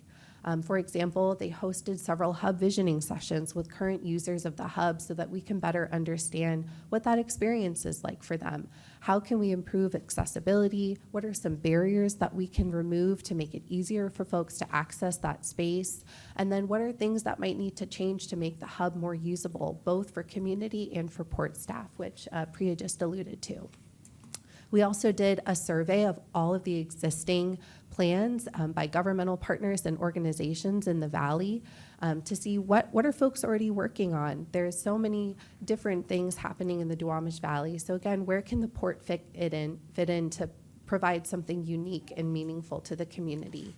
And then we, of course, did several planning presentations to let folks know, here's what we've heard, here's what we're thinking to put in the strategic plan. We did an open house to kind of gut check and make sure that we were on the right track. So this was truly a collaborative process that we undertook to create this plan for the next 3 years. Next slide, please. So now we'll go goal by goal, and since this team has not been able to come before the commission for a couple of years, we wanted to do a little bit of a look back and share some of the highlights of what we've accomplished over the last 3 years. By no means comprehensive, but kind of a good highlight reel of some of the work we've done under each goal, and then we'll transition to talking about what we'll be focusing on for the next 3 years. So we'll start with goal number 1, community and port capacity building for ongoing collaboration. As Priya mentioned earlier, over the last couple of years, we've onboarded a completely new cohort of PCAT members. So all of the founding members of PCAT that helped pass the resolution in 2019 and 2020 have transitioned off, and we have all new membership now. We also had 2 of those founding members of PCAT actually join the port as staff members. One of them is my colleague Jose, who you'll hear from in a moment, and another, Buntai Chim, who's on our aviation community engagement team. And then we created the position that I'm in now, which is a position completely dedicated to supporting the Duwamish Valley Engagement Program. Over the last couple years, we've hosted almost 800 events at the hub. We've hosted almost 200 events and organizational sponsorships in the community. Last summer, we celebrated the 5th year anniversary of the Duwamish Valley Community Equity Program in the PCAT. We've onboarded new consultants for supporting PCAT with community capacity building and racial equity training to support both the PCAT and port staff as we engage with the incredibly diverse community in the Duwamish Valley. Next slide, please. So with all of that work behind us, as we look ahead to the next 3 years, there's a couple of key things we heard from community of how we can build on this momentum. So our first objective under this goal for the 3-year strategic plan is to build a really comprehensive, language accessible communication strategy for the program. This will include things like more regular updates to our website, making sure that we have a more consistent form of communication with the community. So we're going to start a quarterly newsletter so that there's a regular cadence for when our community partners can expect updates from us and invitations to collaborate. And we're going to launch a more robust social media strategy so that we have ongoing communication with the community through platforms that people use the most often. The second objective is continuing to support PCAT's organizational capacity building for longevity and for their future recruitment efforts.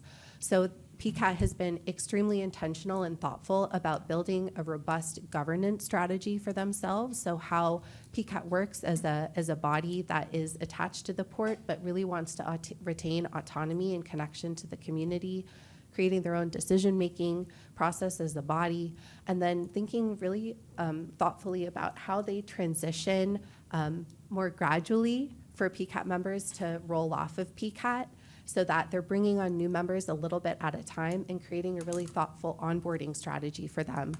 Because I think many of them would share it was a little abrupt to have so many PCAT members leave all at once. So they really want to have that institutional knowledge passed on over time so that PCAT as a body stays really strong. And then the third objective, which we'll talk about a little bit more at the end of the presentation, is expanding use of the Duwamish River Community Hub to build more capacity for both the community and the port to make the best use of that space. And with that, we'll go ahead and transition to the next slide and goal number 2, and I'll pass it to my colleague, Jose. Thank you, Charmy.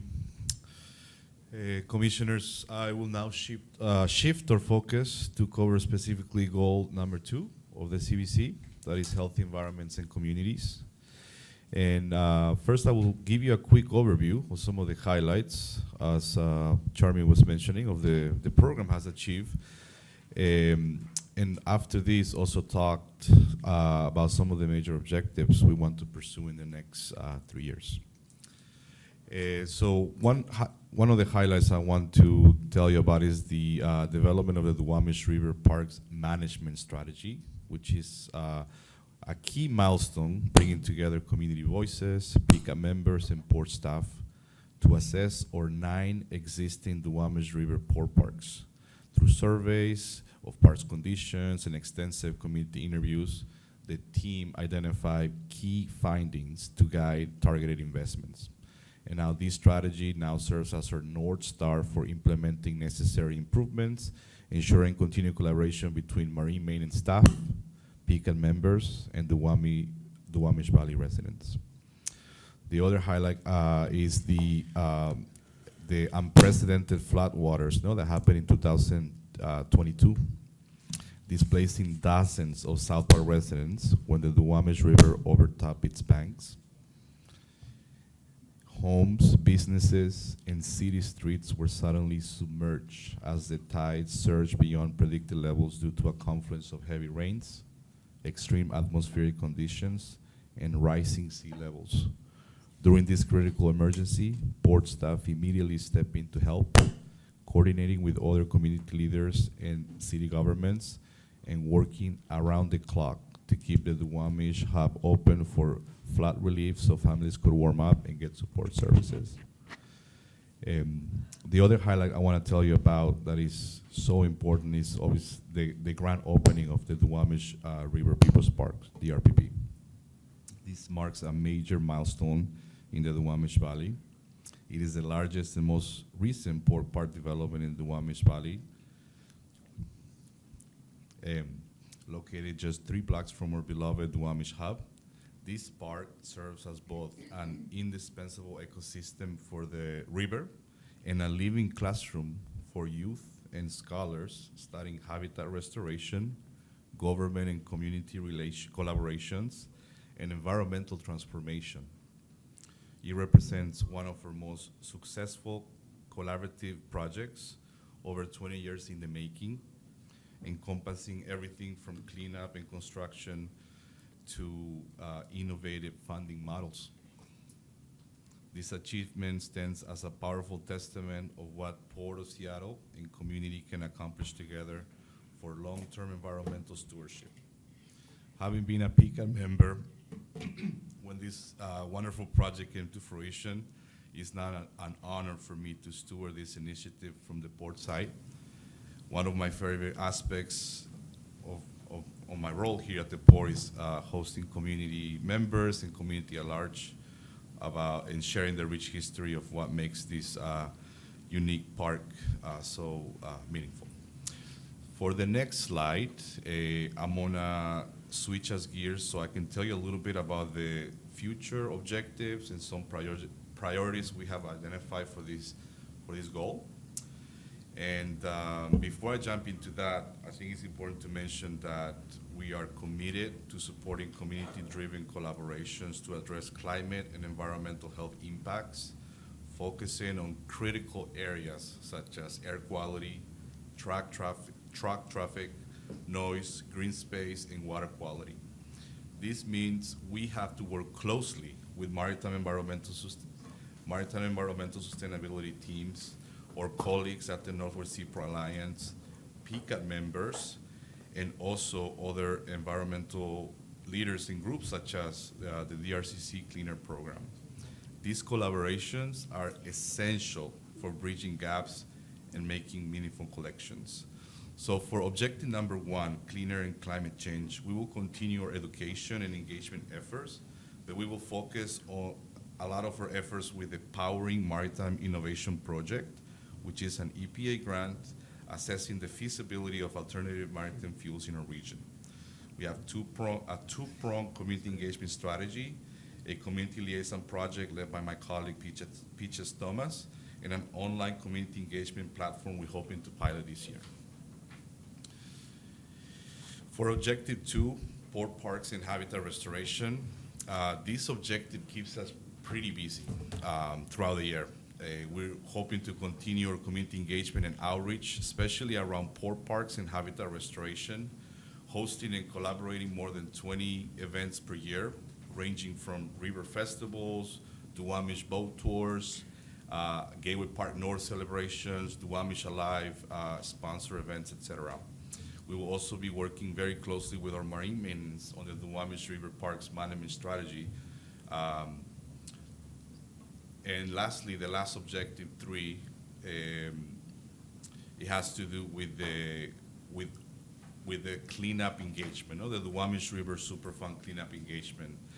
We're hoping to continue the close collaboration we have had with the MES remediation team, and we're hoping to collaborate on projects such as T25 that is coming alive pretty soon, but also T115 and T117 throughout open houses, hosted luncheons, on-site tours, and other initiatives where there's an opportunity to bring community participation in projects and decision-making.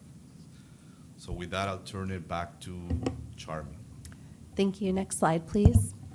So that brings us now to goal number 3 in the CBC, economic prosperity in place.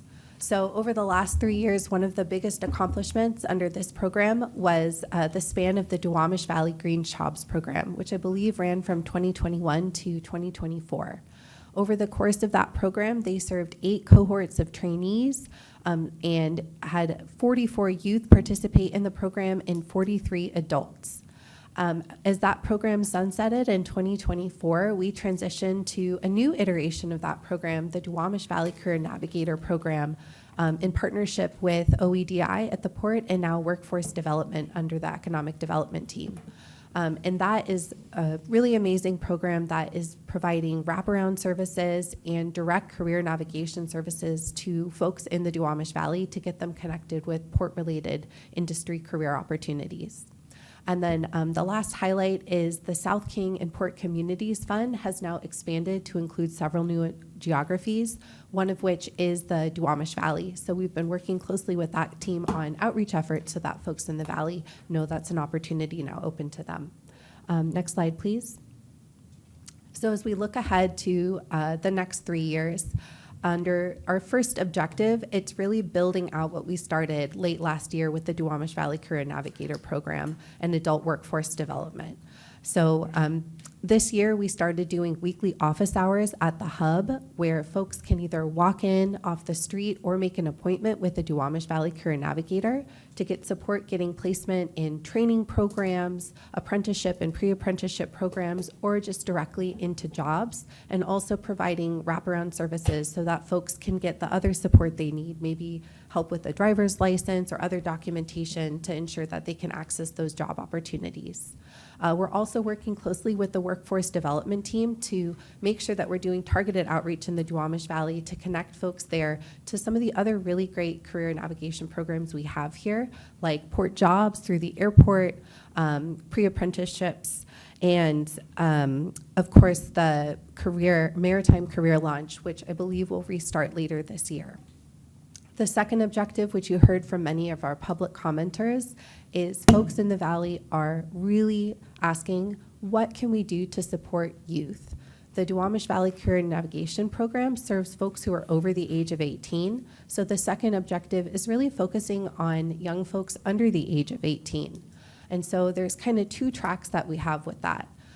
First is continuing to invest in the Port's high school internship program. As many of you probably remember, last year we heard from one of our community partners, Paulina Lopez from Duwamish River Community Coalition, about how we needed to do better, making sure that there was equitable representation of youth from the Duwamish Valley in the high school internship program.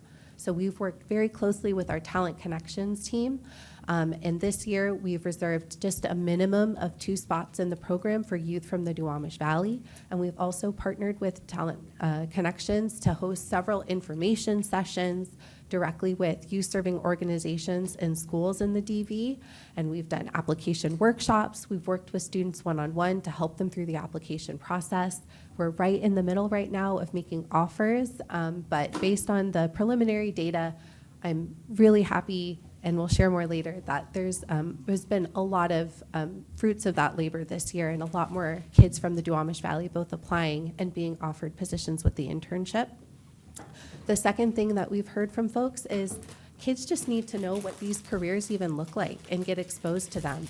So this year we're piloting several field trip opportunities for youth to be able to come and explore port-related industry careers, and we're pairing that with what's the next step. So forming partnerships with organizations like the Museum of Flight, for example, that offer all kinds of really amazing summer programming for kids to learn more about careers in aviation. So we're trying to set up really cool field trips to get them excited about these opportunities, and then pairing them with additional education and exposure opportunities so that they can keep learning about them as they continue through middle school and high school, and then hopefully enter those careers as they graduate high school and move into the next phase for their careers. The third objective is coordinating port resources and partnerships to support small businesses. So what this has looked like is working with our economic development department at the port to understand what are the existing things that we already have, the existing services, opportunities, partnerships to support small businesses, meeting with small businesses in the Duwamish Valley to understand what do they need, what are the specific barriers that they face to growing their businesses, and trying to figure out what are the gaps between what the port offers, what other organizations offer, what folks need in the valley, and then creating some tailored programming to help small businesses in the Duwamish Valley thrive, and also to get them connected to these great opportunities doing business with the port. Getting into our contracting opportunities, working as vendors for the port, or accessing programs like SEA Sparks at the airport.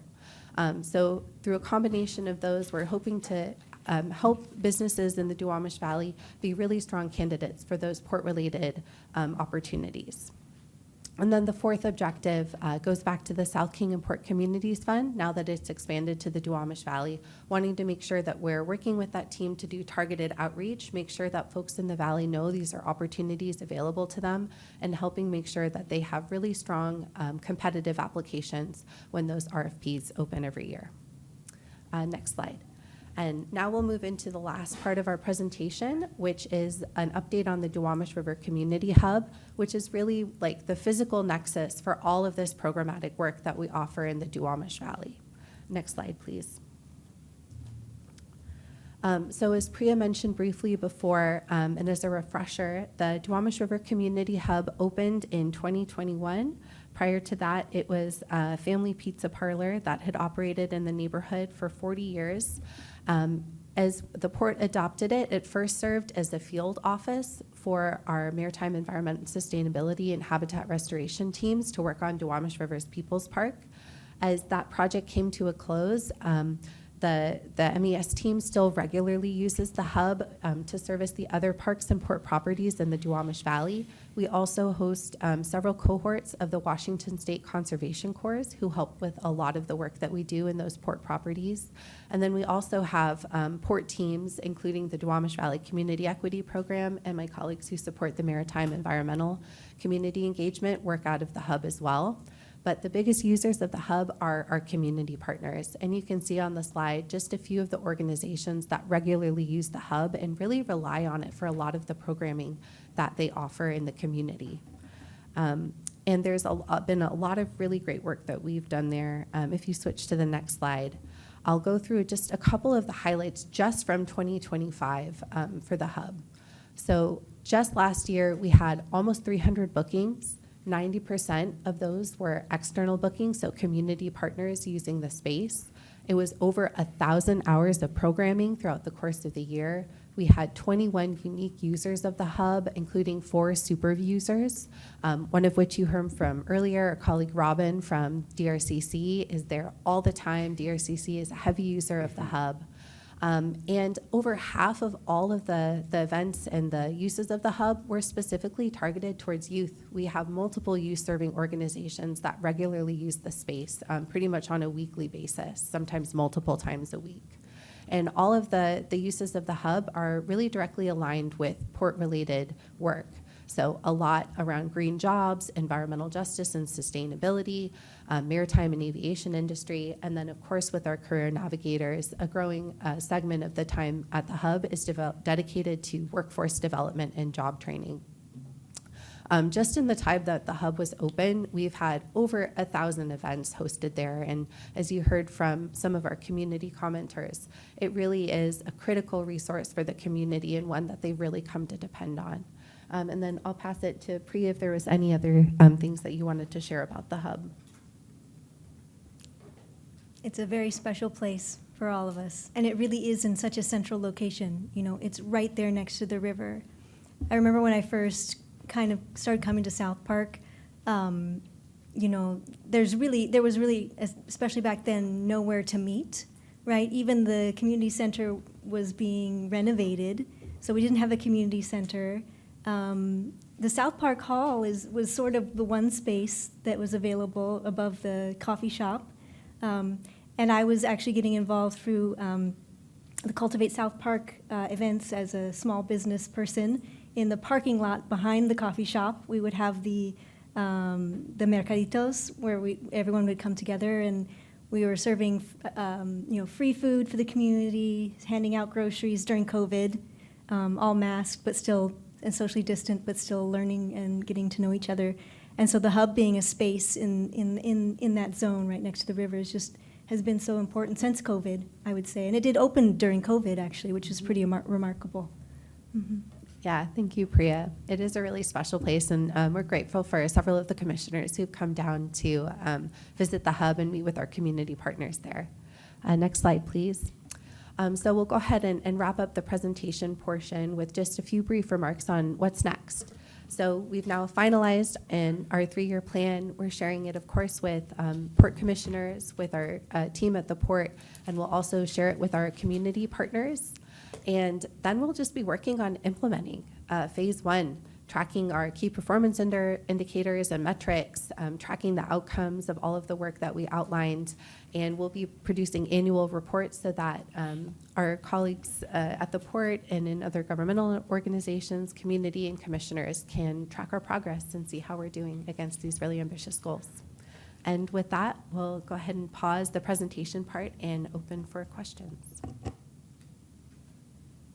Commissioners, any questions or comments? Commissioner Fellman.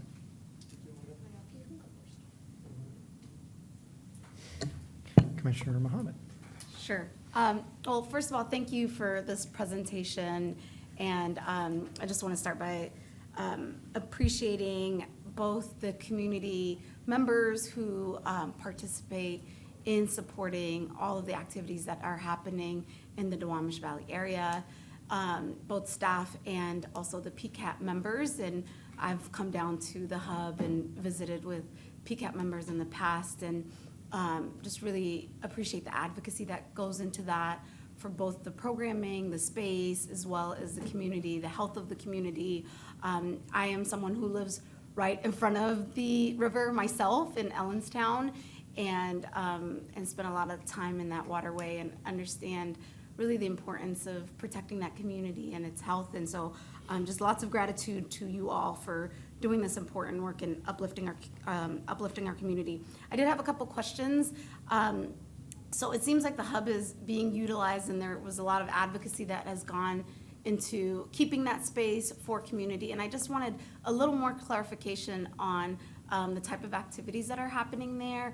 I know that you mentioned there's over 1,000 hours that has gone into programming there. Are these, can you kind of break down a little bit the programmings that are port-led, or the ones that are just like us renting the space out and it's pretty much community-led? Yes, thank you for the question, Commissioner. So as I mentioned, about 90% of the bookings are really specifically community members renting the space. And some of the most frequent users of the hub use it for youth-led programs. So we have the Duwamish Valley Youth Corps that meet at the hub once, sometimes twice a week throughout the year to offer their programming. We also have the Duwamish Valley Sustainability Association, which is another youth-serving organization that comes to the hub once or twice a week to offer programming. The Duwamish Valley Clean Air Program, which my colleague Jose mentioned earlier, which is a coalition of community organizations, governmental partners, including the Port and Northwest Seaport Alliance, meet there regularly, I think on a quarterly basis. And then we have several community groups that are looking to do environmental related programming. We have several groups that come to visit Duwamish River People's Park and need a place to stop first to learn a little bit about the park and then go on a tour of it. And then there are different community groups that are doing career navigation and outreach services that are very complementary to the port work that we do. And then, of course, a lot of the port-related work that we do there is related to workforce development. So as I mentioned, we have every week the Duwamish Valley Career Navigators spend a full day sort of having open office hours for folks to be able to get those services.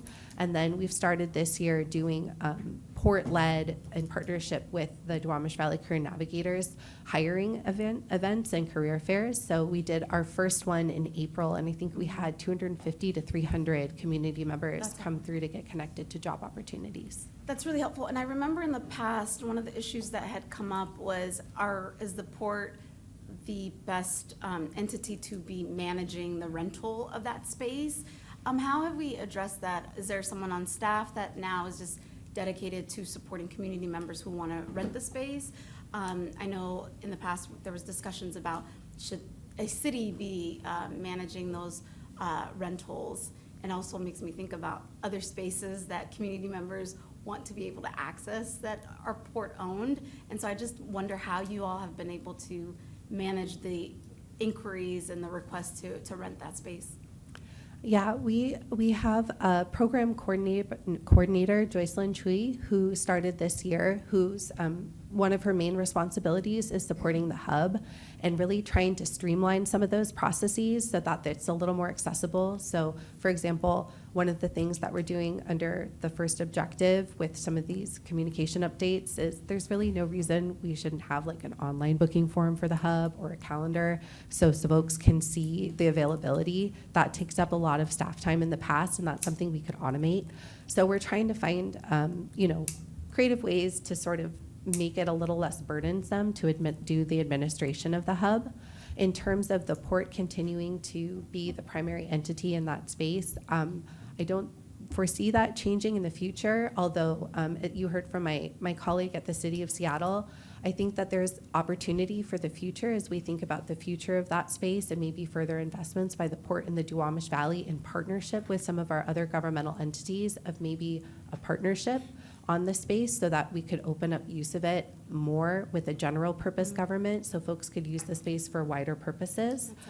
That's not something that we're currently able to pursue given our current budget climate, but it's something that I hope that we can plan for and build a partnership with the city to explore in the future.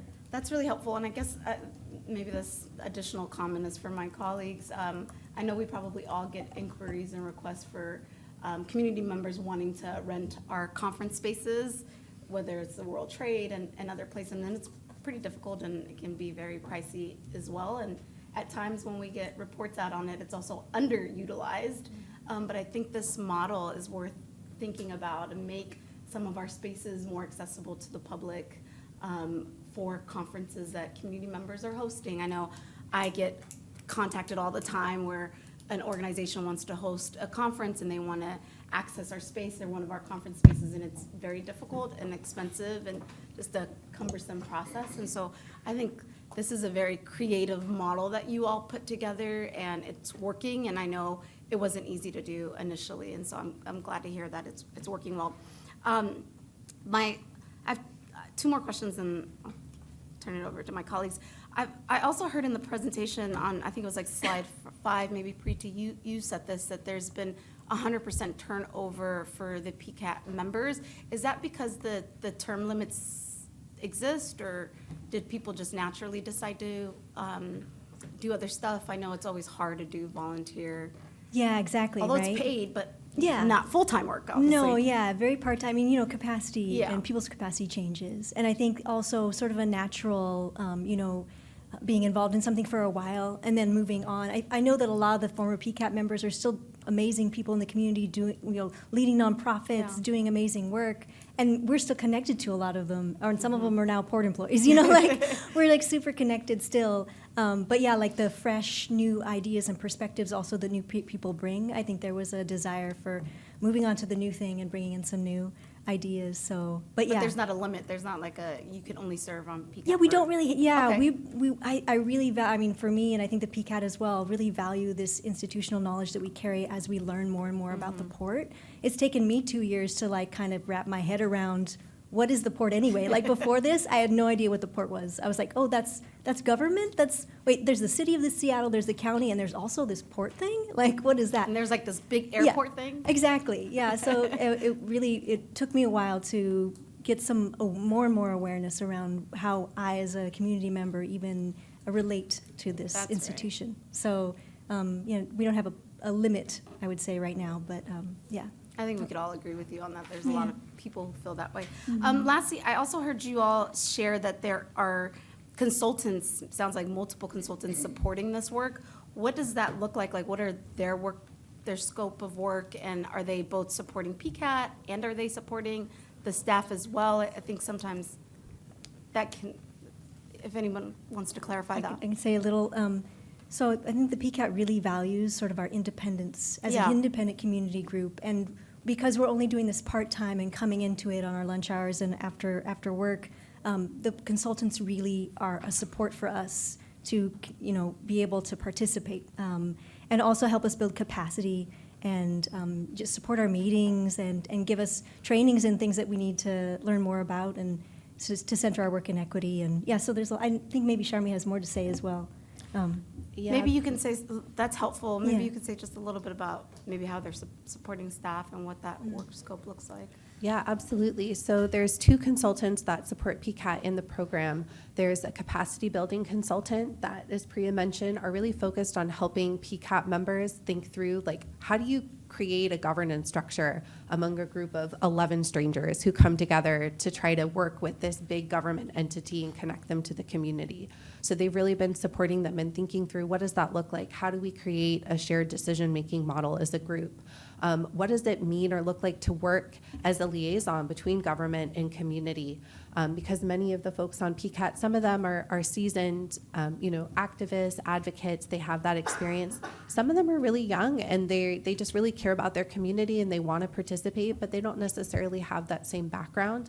So the consultants really support them in that, and then they serve as really core partners for port staff to understand what PCAT is a body, like what they're doing. We can't be in every single committee meeting or every single thing that they do. We try to attend as much as we can, but the consultants are really like the through line, kind of helping PCAT form and support the work that they're doing as this sort of like autonomous entity, but then also helping stay connected to the port and helping kind of translate between all of the bureaucracy that PCAT members need to navigate on behalf of the community and then port staff as well.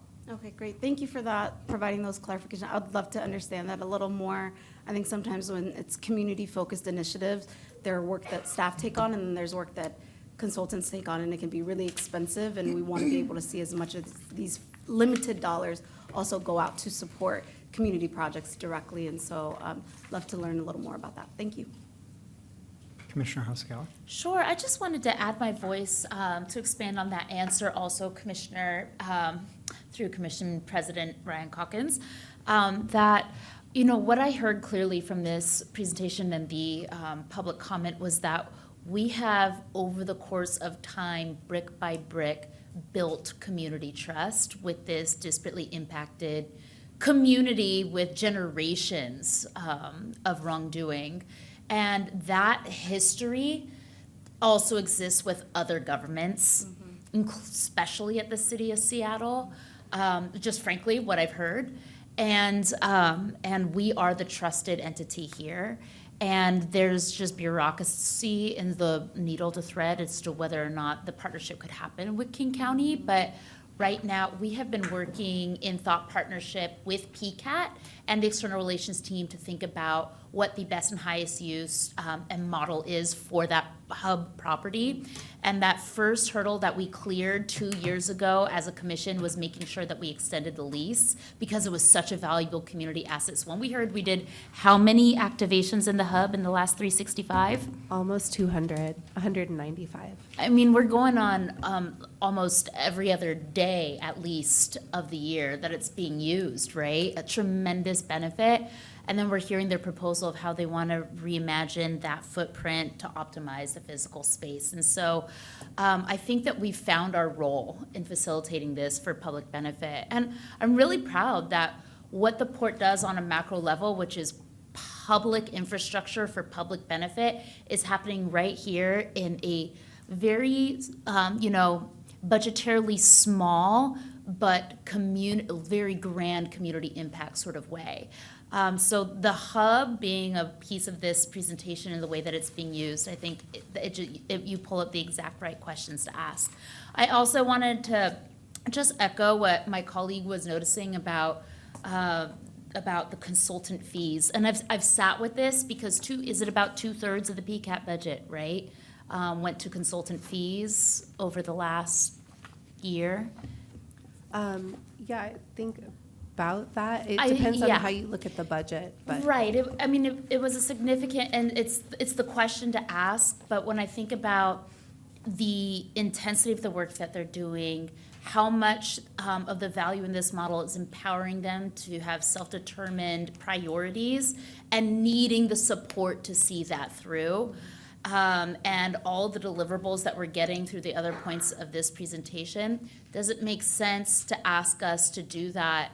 What's the alternative in order to get the same results? And that would be allocating another FTE, which would it could become more expensive. So, we are in the conversation where, we're asking everybody to look at the needs to haves versus the nice to have. So I just wanted to vocalize and just bring up that question, because I do think it was the right question to ask.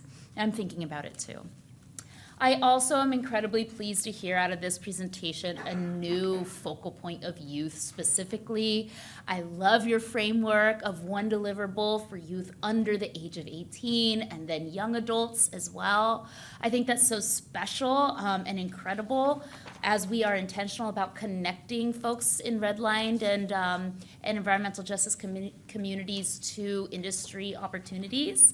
And I heard you say that we have formal partnerships that we are continuing with the local schools, Aviation High School, Maritime High School, which we also fund separately. I'm wondering, what about some of the after-school programs or summer programs that are happening just down the road at the Museum of Flight? We hear about what a community asset that is, and is there a relationship there for PCAT as well? That's something that we're actively exploring and building. One of our PCAT members is actually looking at creating an event specifically for young folks in the Duwamish Valley to go to the Museum of Flight and learn about careers in aviation and get connected with many of the summer programs that the Museum of Flight offers. They also offer scholarships for folks to go to flight school, pilot ground school. So we're definitely exploring and trying to build more of those partnerships. That's why it's one of the core parts of our strategic plan. We don't have all of the partnerships in place right now since we're only about 6 months into the year, but that's something that we're going to be pursuing over the next few years, is building a really robust partner network with schools and other youth-serving organizations and getting them connected to those types of opportunities. That's great. It's a fantastic public-private partnership to be able to deliver tangible workforce development opportunities to our local communities. And my colleague, Commissioner Fred Felleman, who has his own line of questioning, is thinking really critically in the context of this budget of how we're going to be continuing to fund and expand youth opportunities into industry jobs. So thank you so much for this wonderful presentation, and thank you so much for the work that you do. Our PCAT guests have left, but I was so pleased to see them provide public testimony today and hear directly from them how post-transition, PCAT went through sort of a renovation, a reorg. It sounds like we're really on the right track.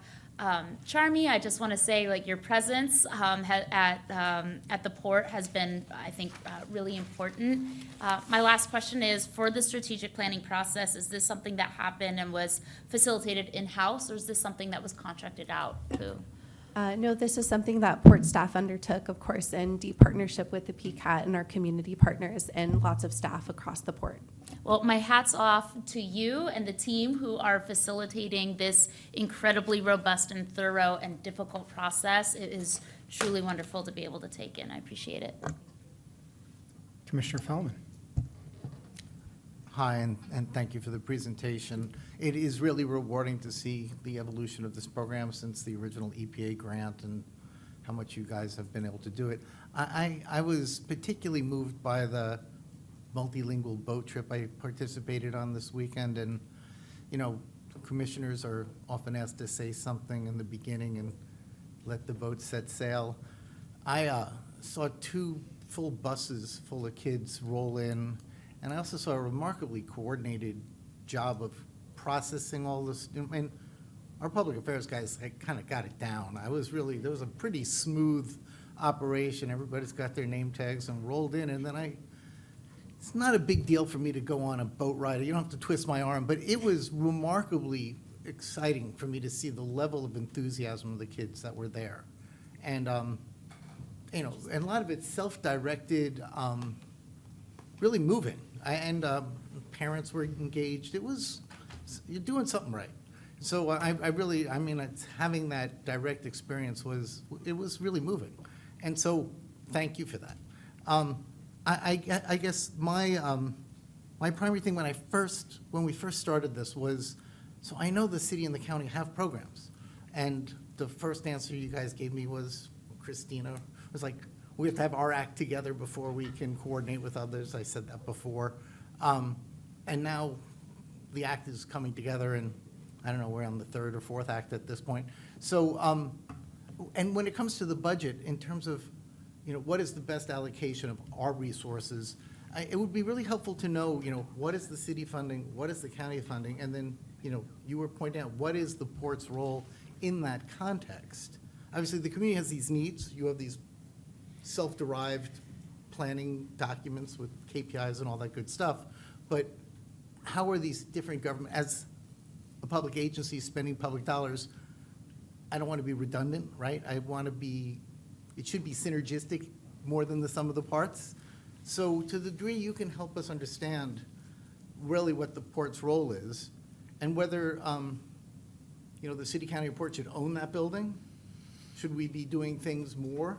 I mean, like, but who is the rightful owner of something like that? I think the need has been well established, but you know, it doesn't seem to me like this is not a short-term program. The port has invested a lot at this point, but I guess I would like to always want to leverage our money. I want to see us, you know, bring in others, and to your community partnership and like Museum of Flights, and that's great stuff, but you know, these three governments have significant resources to leverage, and so I would really like to hear how your strategy is for that. Thank you for the question, Commissioner. So I've started first with really trying to understand the programming offered through the City of Seattle and the Duwamish Valley. So you heard from my colleague, Angeli Dodge, who works on the Duwamish Valley program with the Office of Sustainability and the Environment. And she and I have really developed a strong relationship and are working through right now a whole bunch of different opportunities that we'd like to pursue for complementary programming. So I think what the port does uniquely well is really getting folks connected with workforce development opportunities in port-related industry. We have those connections, we have that knowledge base, and we have a really deep well of support that we can draw from to help think creatively about how we do that with different communities. And where the city really comes in is that they can do so much more than we can do as a general purpose government, whereas we're a special purpose government, which of course you know. And so what Angeli and I have been talking about is where can the city bring a level of programming and resourcing that is more in that general purpose government purview, so more of those broader wraparound services, addressing some of the other aspects of economic development, like housing, that the port really doesn't do, but that folks always ask about, because usually regular community members are like, oh, well, I know the port does this very niche thing and the city does, they're like, it's just government. Tell me who can help me. And so we're really trying to find that complementary set of programming and really think about how the city can bring some of their resources to bear, and how the port, specifically in the Duwamish Valley, we have something special, which is the space. We have the community hub, which is truly an economic development resource center. It's a space that we're continuing to invest in. So how could we potentially bring some of that broader programming from the city and co-locate it at the hub to really live into that vision of the hub as a true economic development resource center where folks can access a myriad of resources, not just the very specific ones that are directly port related that we're able to offer through, you know, our legislative mandate.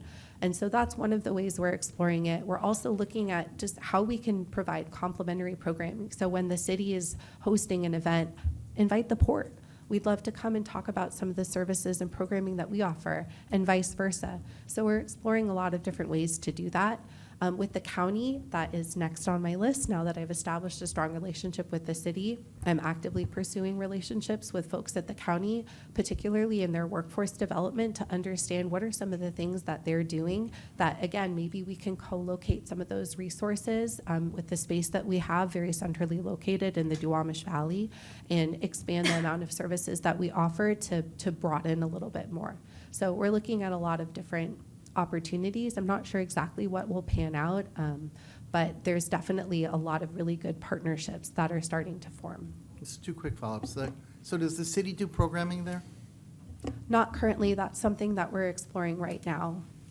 And then, you know, the county is like administers WIRA 9, the salmon recovery effort on the Duwamish. And we actually believe we still fund the Lower Duwamish Salmon Steward, where previously there was middle and upper reaches of the Duwamish. So there's a person there that, sort of a county employee that the port has financial investment in, that part of all this habitat restoration efforts and stuff like that, they get also external funding to do that. It would be a function for the county to potentially contribute engagement for those community members. Right, thank you. Thank you, Commissioner. Priya, Charmy, Jose, thank you so much. My only comment is with the two Superfund cleanups that are, one's commencing and another's coming soon, these are huge potential opportunities to take what we learned at the Duwamish River People's Park in terms of engaging young people in that actual process and finding ways to get people involved, both as a, you know, opportunity to raise awareness among young people about careers that are possible, but also just to engage people in real economic activity that's happening in their backyard and not importing workers to do that. So I would hope that as those projects commence and really get underway, that we're using PCAT and DRCC contacts to really engage the community in employment opportunities, internship opportunities, getting fifth grade classes out to see it. I just think it was really successful with the rehabilitation of T-117. And I just want to acknowledge how important Paulina Lopez has been to this whole conversation, and she came by and met with us recently and just continues to be a clarion for awareness for us as an institution, and so just to acknowledge her continued work there. Thank you so much for the great presentation, and I hope we don't have to wait 2 more years to get another one. All right. Clerk Hart, can you please read the next item into the record, and Deputy Executive Director Goon introduce it? Point of privilege. Yeah. I just wanted to let our fantastic team in external relations and our support staff for PCAT know that I waited all year for this presentation, and I love getting that update every single year. So thank you.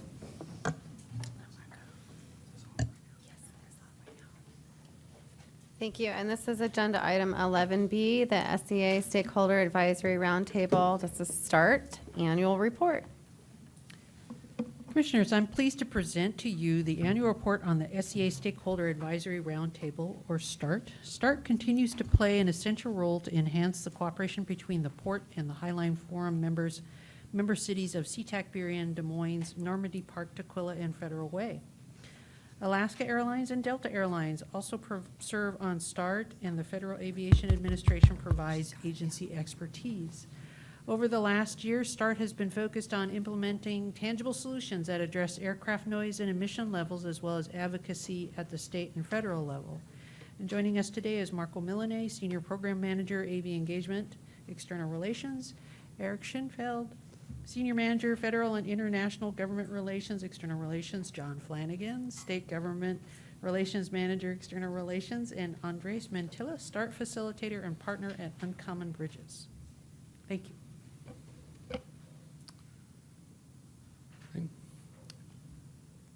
Hello, Commissioners. Thank you. My name is Andres Mantilla. I am partner at Uncommon Bridges and facilitator of the START group.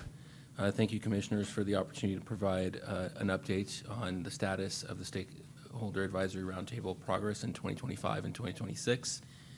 I want to begin today's presentation with a quick overview of START, including its purpose and its structure. We can go to the next slide. We will have a few slides just to remind you all of the context of how and how START came to be and the context in which it's operating. Next, I will offer, as the independent facilitator, provide a current assessment of where I think START is, the state of START, what's working, where are there challenges, and what is the current focus of the group.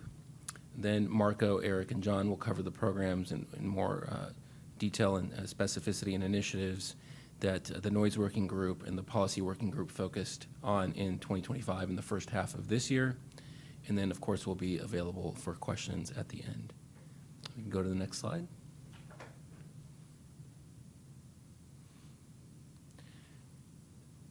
So START functions as an opportunity for, knowing that SCA Airport operations and location exists within dense residential communities and commercial areas in the Puget Sound.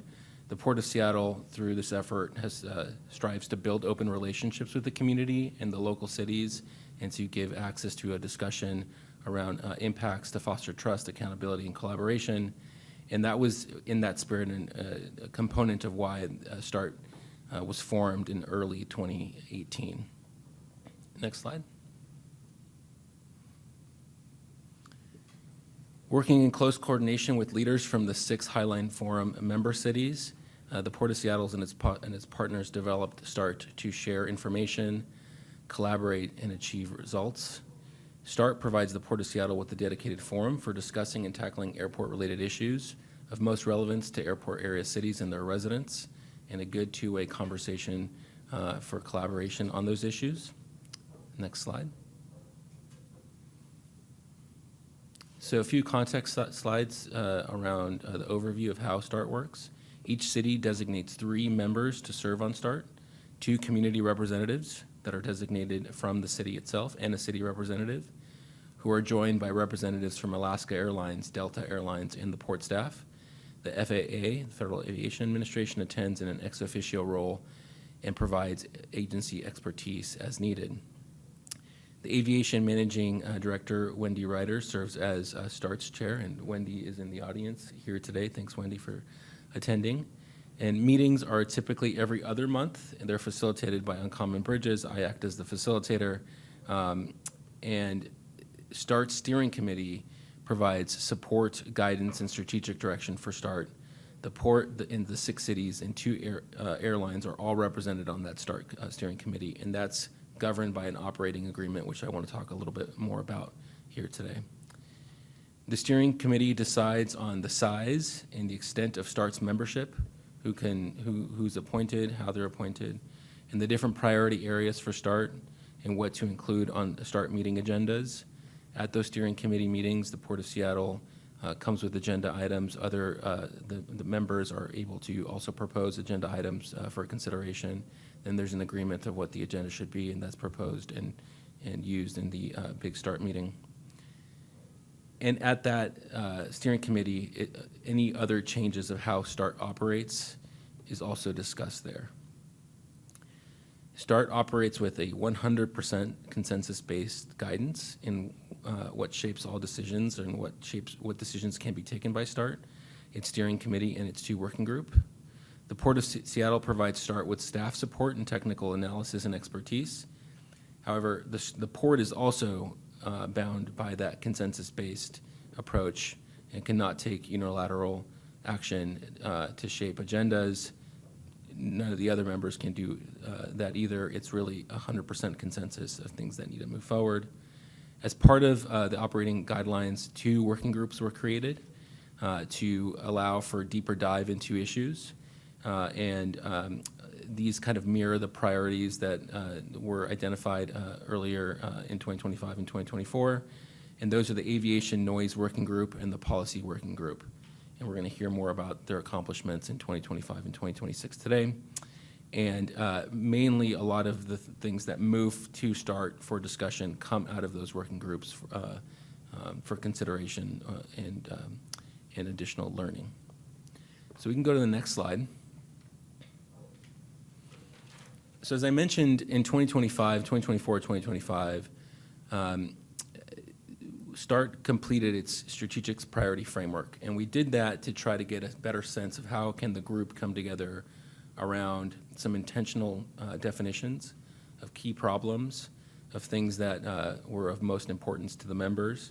And it was an attempt to align the most pressing issues. And so through conversations and kind of, we'll call it like a in-person retreat somewhat, 3 strategic priorities came forward. And when we talk about strategic priorities, we see these items and we don't say everything else that's not on here isn't important, but what we're saying is that these are the things that the group wants to know most about. So that's airport growth and capacity, efforts to reduce noise impacts, and then environmental justice issues, but with a particular focus on air quality issues. Those were the 3 kind of buckets, so to speak, that the membership identified as most important. This has helped streamline agendas in the meetings on the issues most relevant to START members. So as part of START, there's a lot of reports around kind of the current state of things. With this strategic priorities framework, we've been able to kind of narrow that and provide more space for discussion. The 100% consensus in the operating agreement is a high bar that makes it difficult to make structural changes, including changes to membership. We've talked about membership in this body before, policies and advocacy without everyone in agreement. This has prevented us from taking either kind of a majority or minority position within the group even as things move forward. So there has to be full consensus for things to move forward. And that has kind of served the group well in previous years. But as we look at this year and into kind of future years, as the policy issues become more nuanced and there's perhaps some more differences of opinion, this is something that's going to be really important for START to tackle head on in 2026. You know, at the beginning in the work when this first came together, a lot of really impactful, what we call kind of like low-hanging fruit issues were addressed. This allowed us to be successful in Olympia. It allowed us to be successful in some of the fly-ins in DC, to influence legislation, to promote different programming, to advocate to the FAA and to our congressional delegation. This year, we had difficulty getting into a shared legislative agenda in Olympia, in part because the issues in front of us are more nuanced. There's differences of opinion, and we couldn't get to that kind of full agreement. You know, in Olympia, we did draft an agenda that noted where parties agreed and where parties didn't agree, but kind of due to low attendance and kind of lack of commitment of showing there, we had to actually cancel our advocacy day in Olympia this year. And similarly, we canceled the federal fly-in, I think partly because of these differences as well. So some START community members have articulated a set of changes that they believe can help better improve the governance model.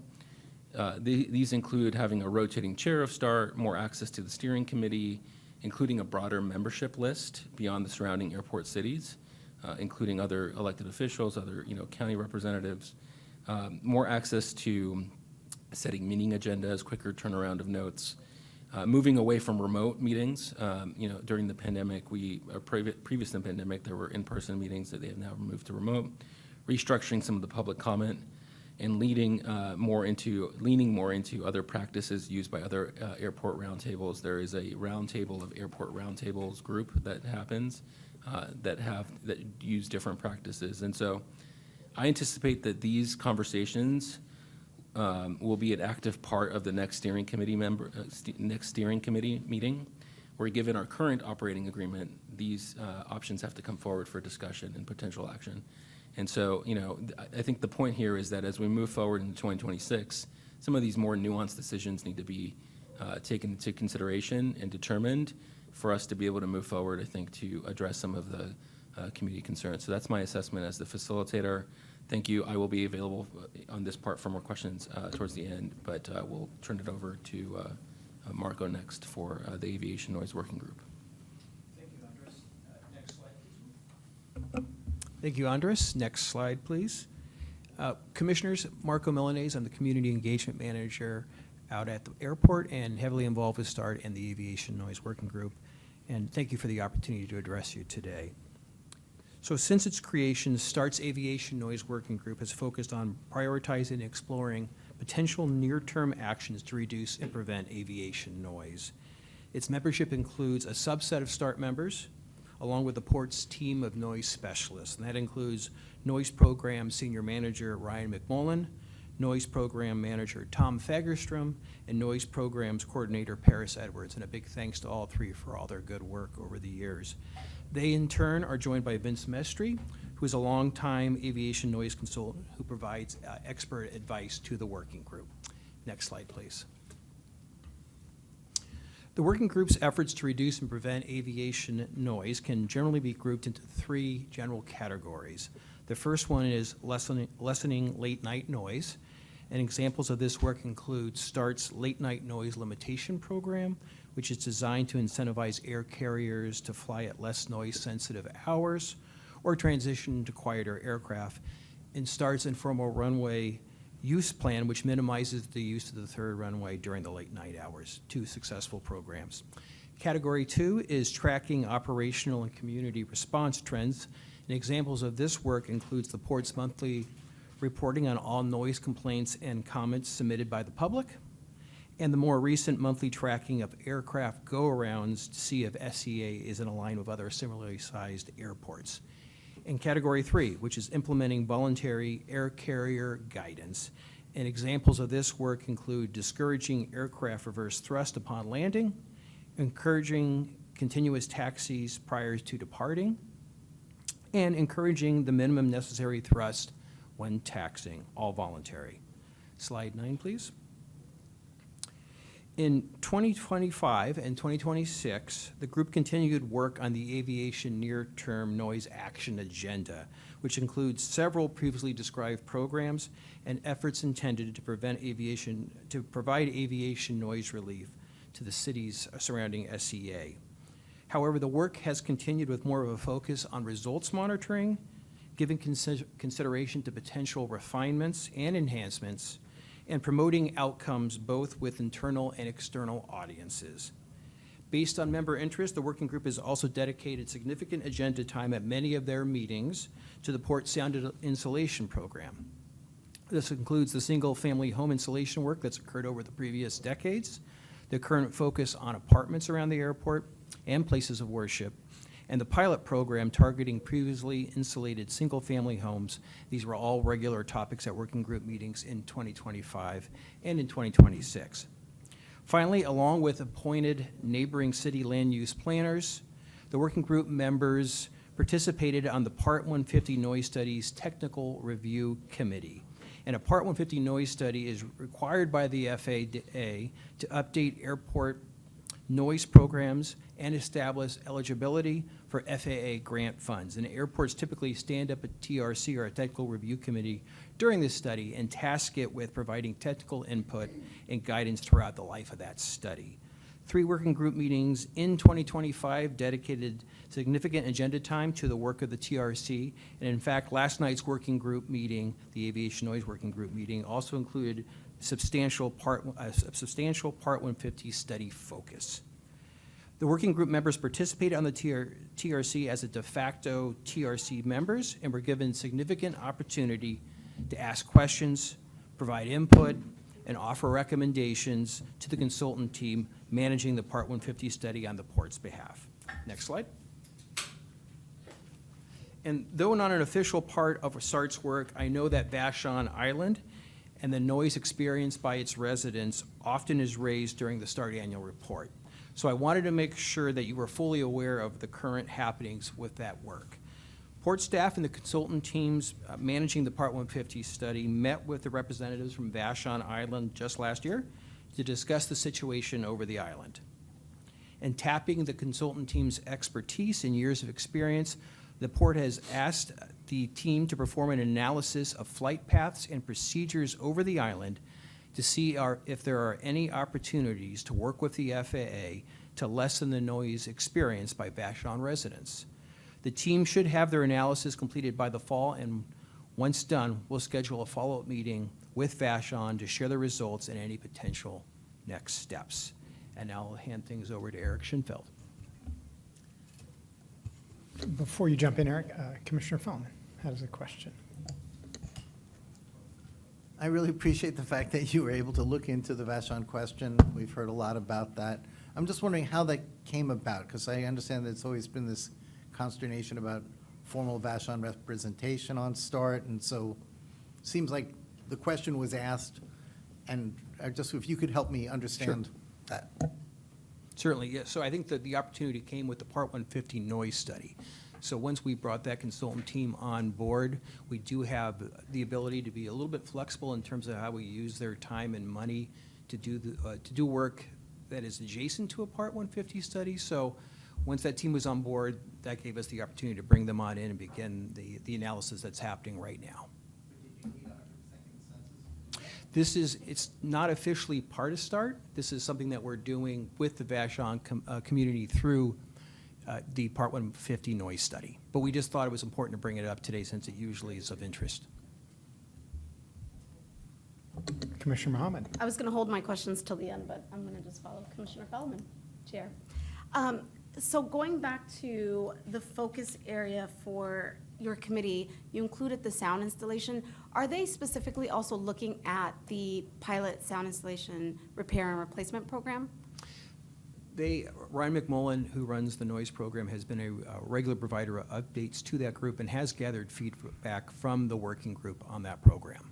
Do we know like what some of those recommendations has been? Because considering it's a pilot program, I am interested in some of the recommendations we're hearing both from community members who are interested in this area, but considering START members are obviously folks who have worked on these issues for many years and have experience around this. What kind of recommendations do they have? Do they feel like this is going well? I'm curious to hear their specific feedback. Or I can come to a meeting and ask them too. Yes, I wish Ryan was here to help answer that, but I do want to add that there has been some frustration that there was an assumption made by those in the community that more homes would qualify for reinstallation, and so. I see Sarah Cox is on Oh, her and way here comes Sarah. Okay, great. And I know we've gotten a briefing on this, me and Commissioner Cho, during the Aviation Committee, so there is something coming to the entire commission, but I'm curious to know specifically what we're hearing from members of START. Good afternoon.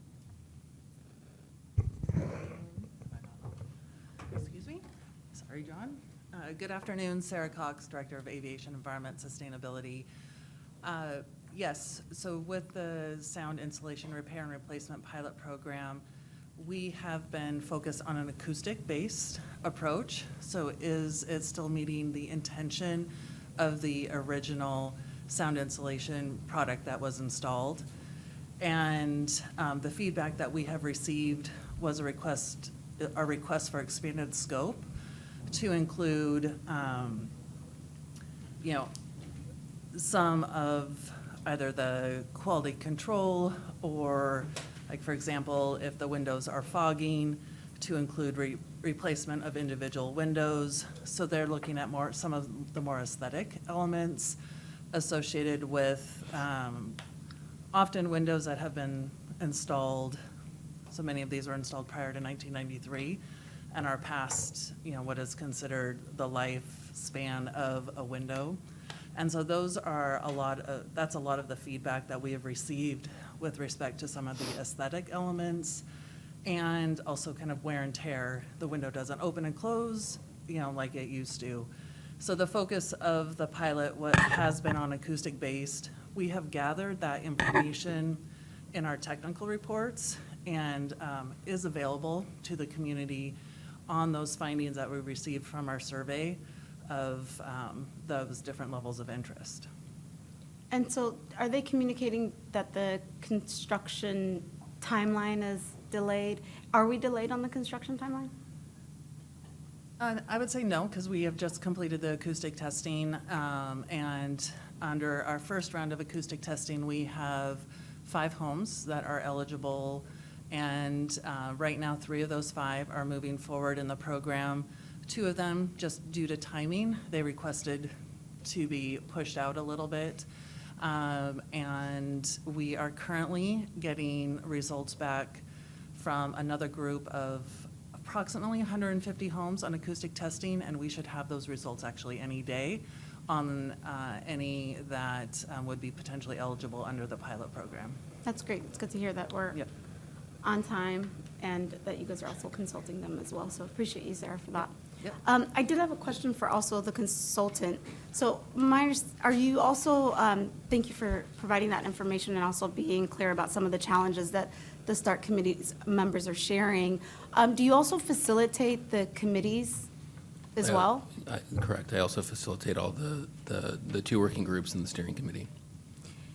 And so considering that you're facilitating both and you're hearing the challenges from the entire group, and obviously you hear about the challenges from the community members as well, and it sounds like for many years the consensus voting model continues to be a challenge, and for me it's disappointing to hear that that has also prevented the Olympia visit as well as the DC visit. And so as the consultant, do you see or are you providing recommendations to staff or the members around what they could be doing to make improvements? And has there been any discussions about considering restructuring the way START is? Because it was designed by the airport leadership, right? So. Yeah, thanks for the question. Throughout the months and years that we've been doing this, there's been conversation recommendations about portions of the operating agreement. For example, when public comment can take place. It was at the beginning for many years, and now it's at the end. The format that we use, in person versus a remote. What we haven't done is a kind of full-scale look at the operating agreement in a couple of years, and so as part of the conversation that we've had in the recent steering committee, or two steering committees ago, kind of in advance of this meeting and then kind of following this meeting, is going to be a broader conversation around that operating agreement, and kind of some recommendations by myself, from myself to the steering committee around potentially what other models could exist. Is your recommendation independent from the port as an organization? Yes. Okay. That's helpful. And have you guys moved from, or who recommended moving to the webinar model versus like the previous model that was being before. used? And that's something that we hear from the public during public comment and other commission meetings. The decision was made before my time. What I can say is that the request to go back to in-person has come up several times, and the steering committee has preferred to stay virtual. But you can discuss turn it over to Marco. I'm asking, so even if it's in person or it's virtual, it's more about the public providing comments, right? So if, let's say, you guys move to an in-person model, does that mean the public can then provide comments at some point? Or does that still limit them? Yeah, I mean, I think in in-person, kind of two separate points, right? There's kind of an in-person meeting, the public could come into that meeting and provide public comment. Right now, the public provides comment towards the end of the meeting. Perhaps you could have an in-person meeting where the public could provide comment towards the beginning of the meeting, and those are two separate things that exist within the operating agreement that could change. But all START meetings are, full START meetings are open to the public, and so members of the public can log in, watch the meeting, and then there's an opportunity to provide comment at the end of that meeting. So then, was the issue that was raised by the public then addressed around public comment? Because I thought that was, they were expressing that there's been limitation on how they provide comments that they were struggling with. The current agreed upon format is a Zoom webinar meeting. And so if you can log on, as folks have done to a webinar, you can see the presentation, but you cannot interact during the meeting kind of with the panelists until you are called to give public comment. Then you are transferred from an attendee to a panelist, and then you can interact and give that public comment, which is limited to 2 minutes, and then you're put back as an attendee. So that's the current agreed upon model. In an in-person setting, obviously that wouldn't exist in the same way. And how were they doing it previously? Were members of the public just hopping on and providing talking in the chat and asking questions and jumping in? Was that what was happening? Previously, it was pre-COVID, so we were always in person, and so it was COVID that put us online, and then we quickly moved to the preferred webinar format by our steering committee. Okay. I'll have to look back and see what some of those challenges are, because I don't seem to, there's not clarity between what they were frustrated with and what is happening today. I think at the beginning of the virtual meetings, one of the reasons why public comment happened towards the end was for the ability for the community to kind of speak on what was being presented. And so that was a decision that was made at that point. Those are the kinds of decisions that can be reversed in the operating agreement. As an example of bringing the public comment earlier, to having it in person, to not necessarily having it to be about the agenda per se. Those are all things that could be considered. The shift was, I think, done initially to address some of those issues. Okay, and then my last question on this is, so the recommendations that you'll provide around the operational agreement, will that come to commissioners at some point? We can certainly report out to commissioners, but it's a decision made by the START steering committee about their operating procedures. I would like to get a copy of that if The current operating procedures or the future plan? The future plan. Of course. If there are recommendations around change that come from the consultant, I'd like to see that Certainly. if possible. Thanks. And maybe I could clarify as well, too, about what you might have heard about the virtual meetings. I think one complaint you might have heard from members of the public is that when you're a member of the audience watching the START meeting, your face isn't seen on the screen. And so there were some members who expressed the interest, I want to be seen on the screen when watching this meeting. Okay, thank you. Commissioner Fellman?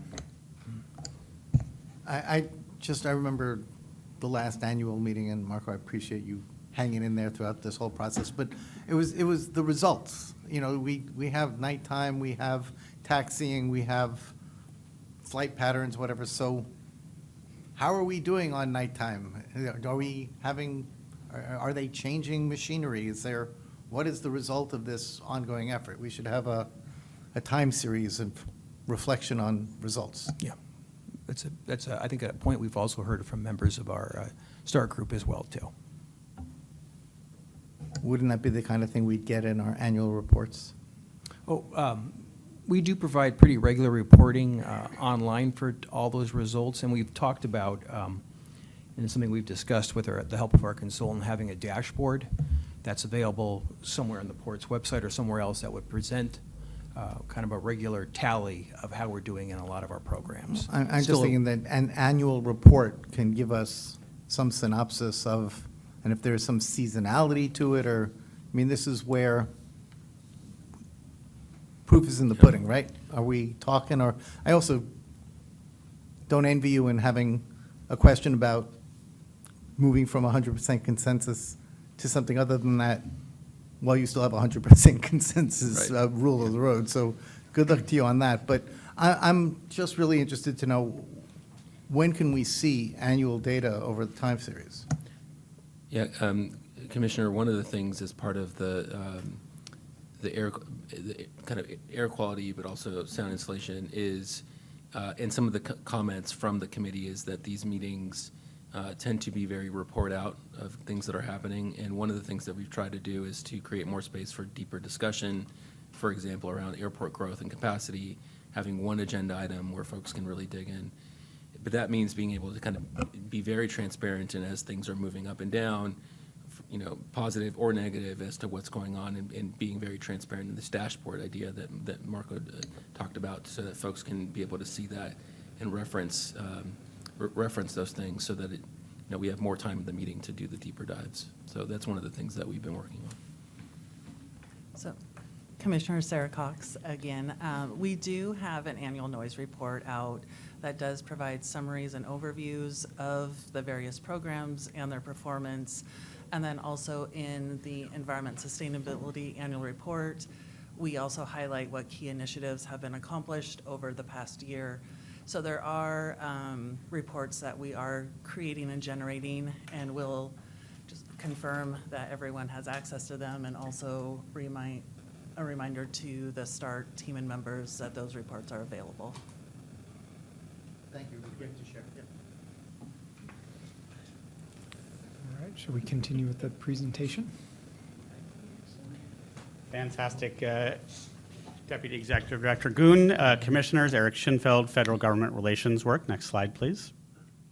And next slide after that. So as Andres said and Marco said, there are two working groups. The first is the noise working group. The second is the policy working group. And of course, we have made this both a state and federal policy working group. We've really felt like there was opportunities to move the ball forward in a consensus model at both the state and federal level. And in past years, we've really shown that. You've heard, obviously, Andres talk about how it's become harder, and there's a lot of reasons why that's become harder, some of the specific issues at play, some of the overall dynamics as well. But I did want to say that we, as the port staff, are really still committed to this. We really still do believe that ultimately, when we can put aside some of our larger differences and focus on tactical and tangible change, there is still opportunity for progress. And so next slide, I want to talk about some at the federal level, and then John will talk about some at the state level as well. One of the things that you all know is that in 2024, we were successful in part because of our DC flying, in part because of the partnership with our congressional delegation in passing 4 of START's federal priorities through the 2024 FAA reauthorization.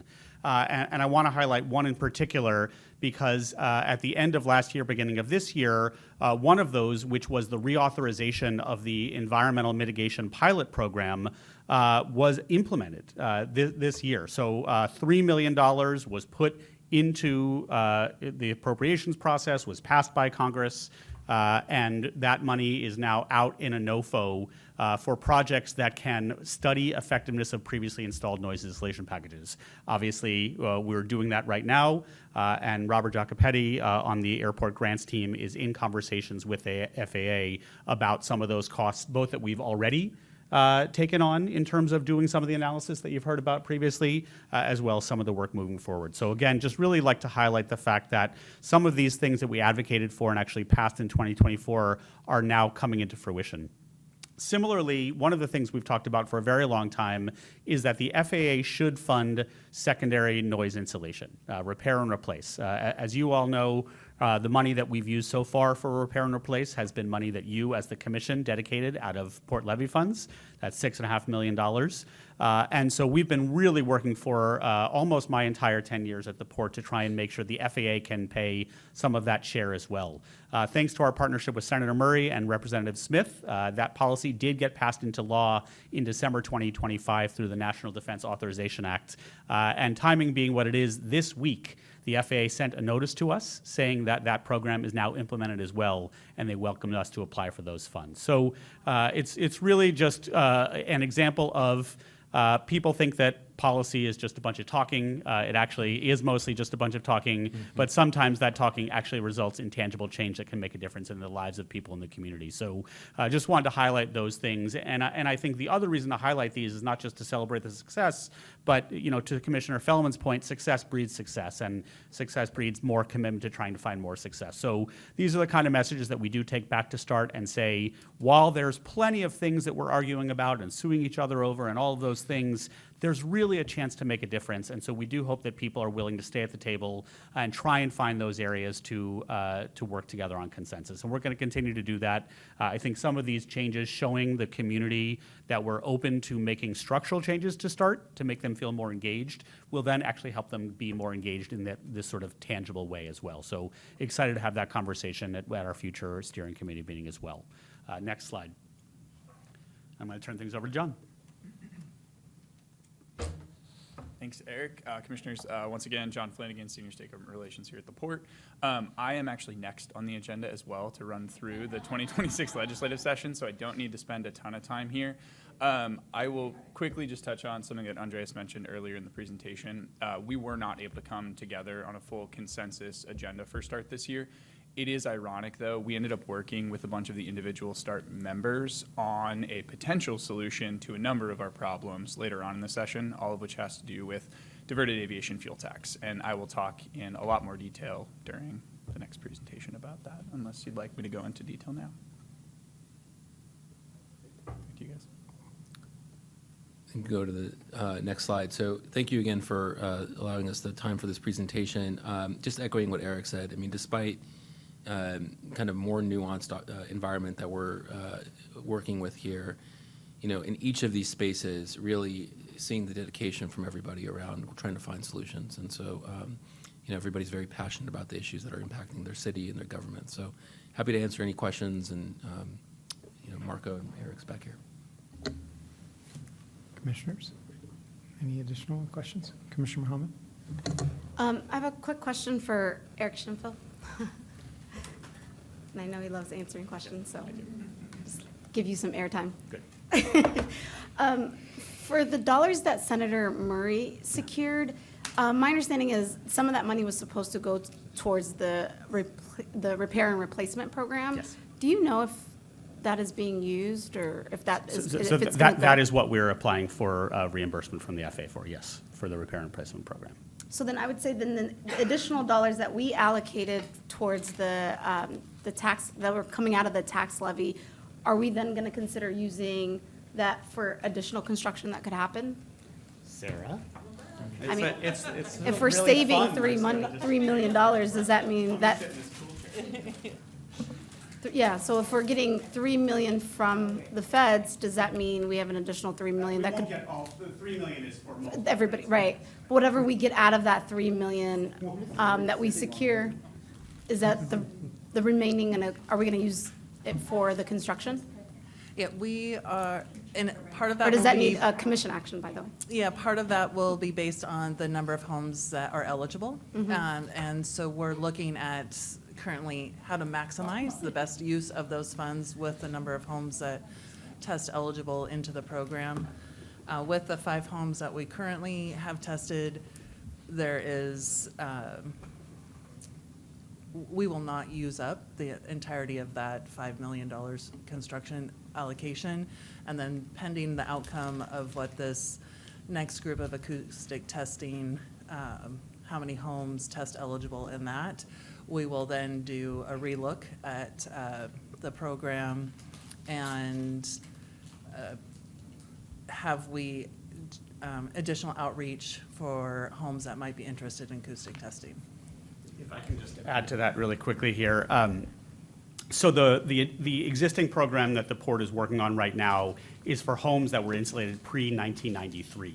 Those were homes that were already allowed by the FAA to receive some reimbursement because of the lack of quality of sound insulation before 1993. The new legislation that was passed by Senator Murray and Representative Smith in December and is now implemented as of this week by the FAA makes homes pre-2001 eligible. So there's 8 years, if math serves, of additional homes that when we're ready to, we can potentially go back to, which would obviously, again, be additional opportunities to make those investments. That's really helpful. And Eric, I recall Senator Murray giving me a phone call about our repair and replacement program and her securing those dollars at that time. Would you say that if we didn't have the pilot repair and replacement program, that we would not have access to these dollars or wouldn't even be considering it? There is absolutely no doubt that not only would we not have the dollars, we also would not have gotten the legislation passed as well. The fact that the Port was willing to put dollars in up front was the proof point that said to Congress, actually, if you're willing to do this, we're willing to take a step. So there is 100% confirmation that that was what spurred the success. Yes. Thank you. And I want to thank my colleagues Yes. especially because I think this took bold action from all of them. And I remember going into a number of executive sessions and public sessions and us debating over this. And, you know, it wasn't something that was done, and it really did take us being bold and doing something new and pushing it forward for us to be able to make these sort of changes today. So I thank them for their leadership and support of that and, you know, taking some risk. That concludes my questions. Thank you, Sarah and Eric and the rest of you. All right, Commissioners, any additional questions? All right, thank you all so much. Great presentation. Good to see you, Andres. Good to see you.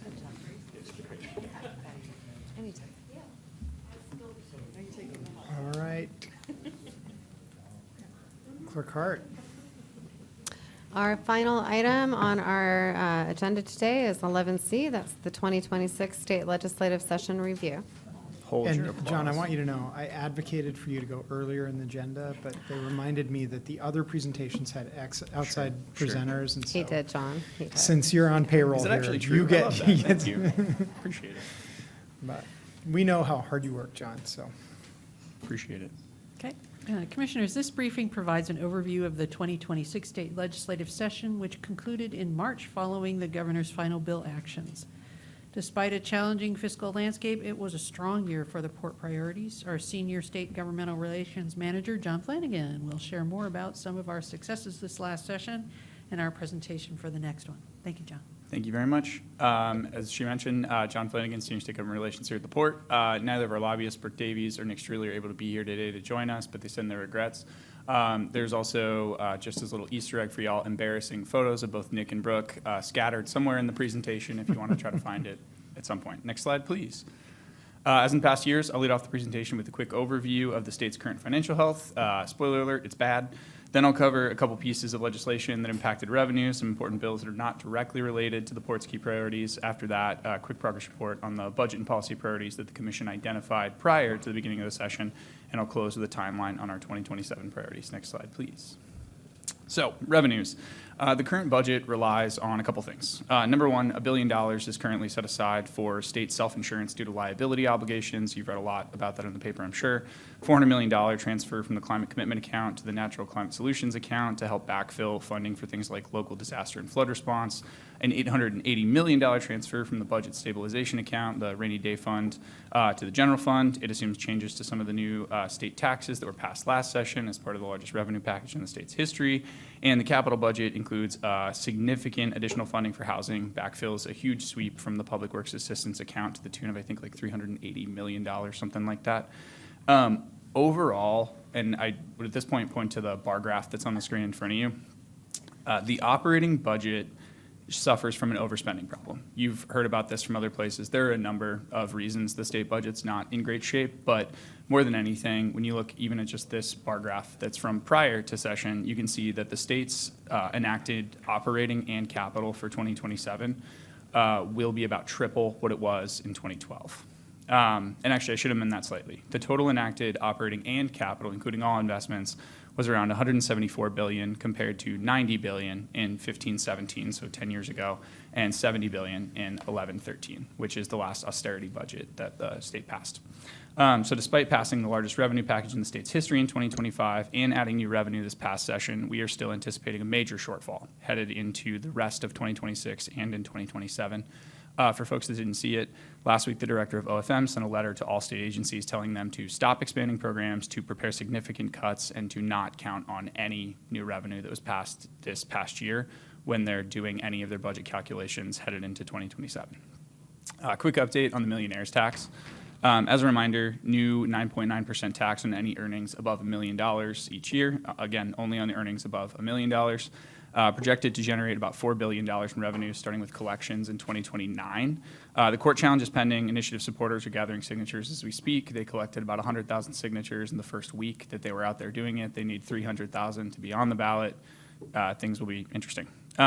State's credit rating, another thing just to know, headed into this coming budget cycle. I mentioned the BSA transfer, $880 million, wiped out the entire rainy day fund. Because of that, Moody's in April gave the state essentially a year to show progress on the state's fiscal health. If not, they will downgrade the state's credit rating, and there will be a huge increase in the amount it takes for the state to borrow, essentially. It's predicted to be anywhere from $250+ million over the next 4 years or so.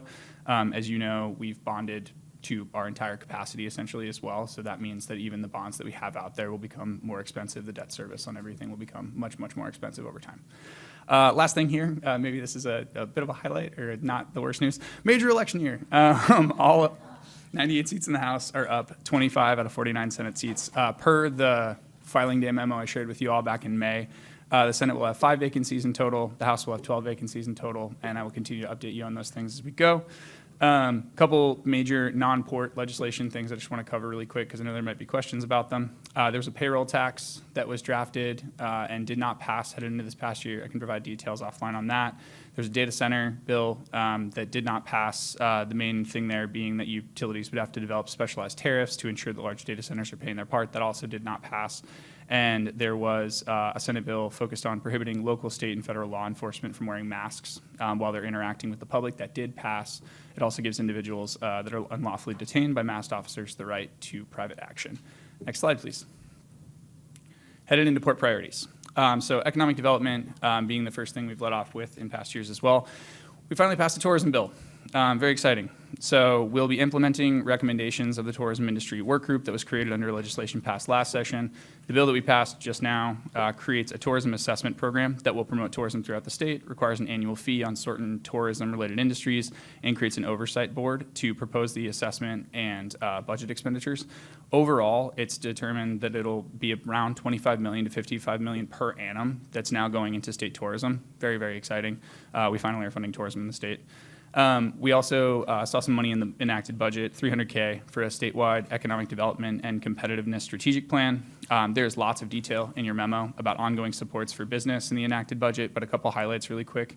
Ongoing funding for associate development organizations at $4 million, strategic growth areas and key sectors at $1.2 million, maximizing access to federal incentives and programs at about $7.5 million, and $3 million for the Joint Center for Aerospace Innovation Technology.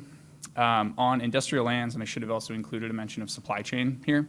There were several housing bills that were discussed this year in Olympia. As in years past, we were successful in getting language that includes protection of industrial lands within those bills. So as you're allowing allowable uses in certain areas and certain types of zoning, ultimately protecting industrial areas as well. Your memo also includes numbers on investments in supply chain and industrial areas, but a couple highlights. Almost $50 million for ongoing FIMSIB projects, that's the freight board projects. Another $43 million to accelerate projects that are part of the National Highway Freight System, and $1.4 million for the Small Business Export Program through the Department of Commerce. Real quick, Governor's Economic Council and an EO that should be upcoming. I hope I am not making headlines by saying this, but the governor is soon to sign an EO creating a state economic council. We will have representation on that council. It's very exciting. One of the first things that will be before that council and one of the things that we'll want to talk about will be establishing an international trade subcommittee of some sort. And I won't touch on World Cup here. I'll just say there's lots of detail in your memo about various World Cup investments that were made so that we are ready when everything starts in about 5 days, 6 days, something like that. Real quick, some things that are kind of overhanging innovation zones. We've talked about this before. The idea that we are trying to build upon what's been done with opportunity zones, what's likely to be done with maritime innovation zones, hoping that the state will put forward some sort of policy program to establish additional incentives in areas like the MIC down in Soto to try and build on some of the successes and some of the cluster development that's happening down there. On permitting and licensing, we were not able to pass House Bill 2198, Senate Bill 5968, which would have required executive agencies to track credentials and permits issued by the various agencies of the state, document timelines, and incrementally publish decision times. It would have required refunds if and when an agency kind of violates those timelines, so we'll continue to push for that headed into the future. We were able to get a couple select things from the Washington trade strategy document that we've had for a little while now, but we have, I would say, more items to check off than we were able to get this past session. I don't need to go into those. Those will be in your briefing materials when we head into briefings for the 2027 session as well. Last thing I'll mention really quick that you may have heard mention of, some of our partners in the labor community are starting to push for a jobs package. There's not a ton of details there yet, but I hope to learn more soon, and I can talk about it more intelligently in the future. Next slide. So workforce, education, labor, kind of lumping a bunch of general things here together. On childcare, I mainly just want to refer to you to the numbers in your memo and remind you all about the significant investment that was made this year from the Ballmer Foundation for the pre-K promise account. Long story short, they're adding 10,000. They're adding, I think, 10,000 slots for kids in the ECAP program at the state level. Really great. Hoping to move forward with universal pre-K. That's the overall goal. There were a couple legislative efforts this year to make the Working Connections Child Care Program whole as well. I don't need to get into that. The numbers are in your memos. Overall, the state is finally having to be attainable to the things that we passed in prior sessions. Things are finally rolling online in order to ensure that every child has access to child care. Training, et cetera, apprenticeships, career-connected learning. The real news here is that the cuts weren't as bad as they could have been coming out of this past year. A couple highlights from the memo: regional apprenticeship programs funded, apprentice pathways program funded, state registered apprentice program funded, job skills program is funded at $10.5 million. The CTE careers work group is still ongoing. Continued funding for the Seattle Maritime Academy Workforce Development Pilot and the partnership between Seattle Central College and Seattle Maritime Academy.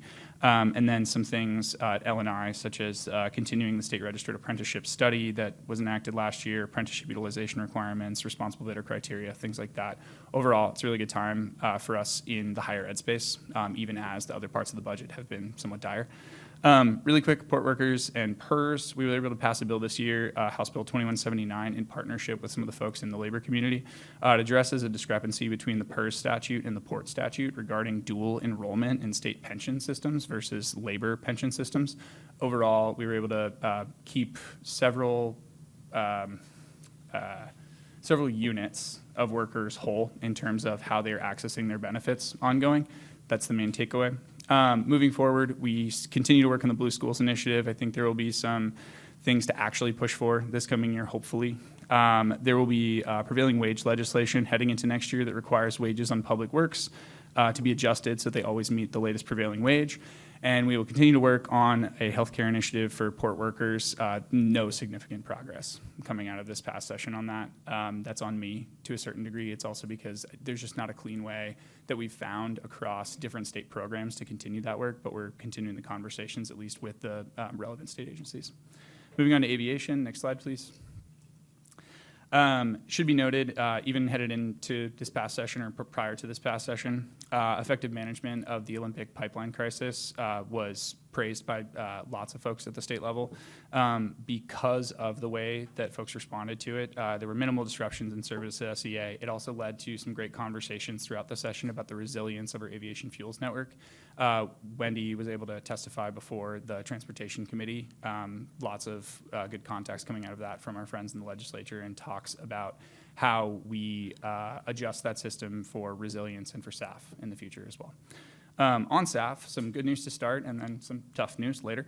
On the revenue side of things, we were able to fully retain the duty-free sales tax that we passed 2 years ago that pays into the SAF account. We were also able to avoid an effort that would have fully repealed the other half of SAF revenues in favor of an effort in the enacted transportation revenue package that instead increased aircraft fuel excise taxes from 18 to 25 cents, with 72% of that directed to the state aeronautics account, and the remaining 28% to the SAF airport infrastructure account, which is a newly created account so that we can actually work on SAF infrastructure and not just incentives. As far as ongoing investments in SAF and kind of the expertise angle, we saw additional investments in the Cascadia Accelerator to the tune of $6.85 million for developing the region, partnerships, promoting adoption of SAF. We also saw an additional $2 million for pre-construction and site readiness at Payne Field, which obviously will pay dividends in the future. We were also able to secure an additional $5.5 million for the Applied Sustainable Aviation Evaluation Center up at Payne Field.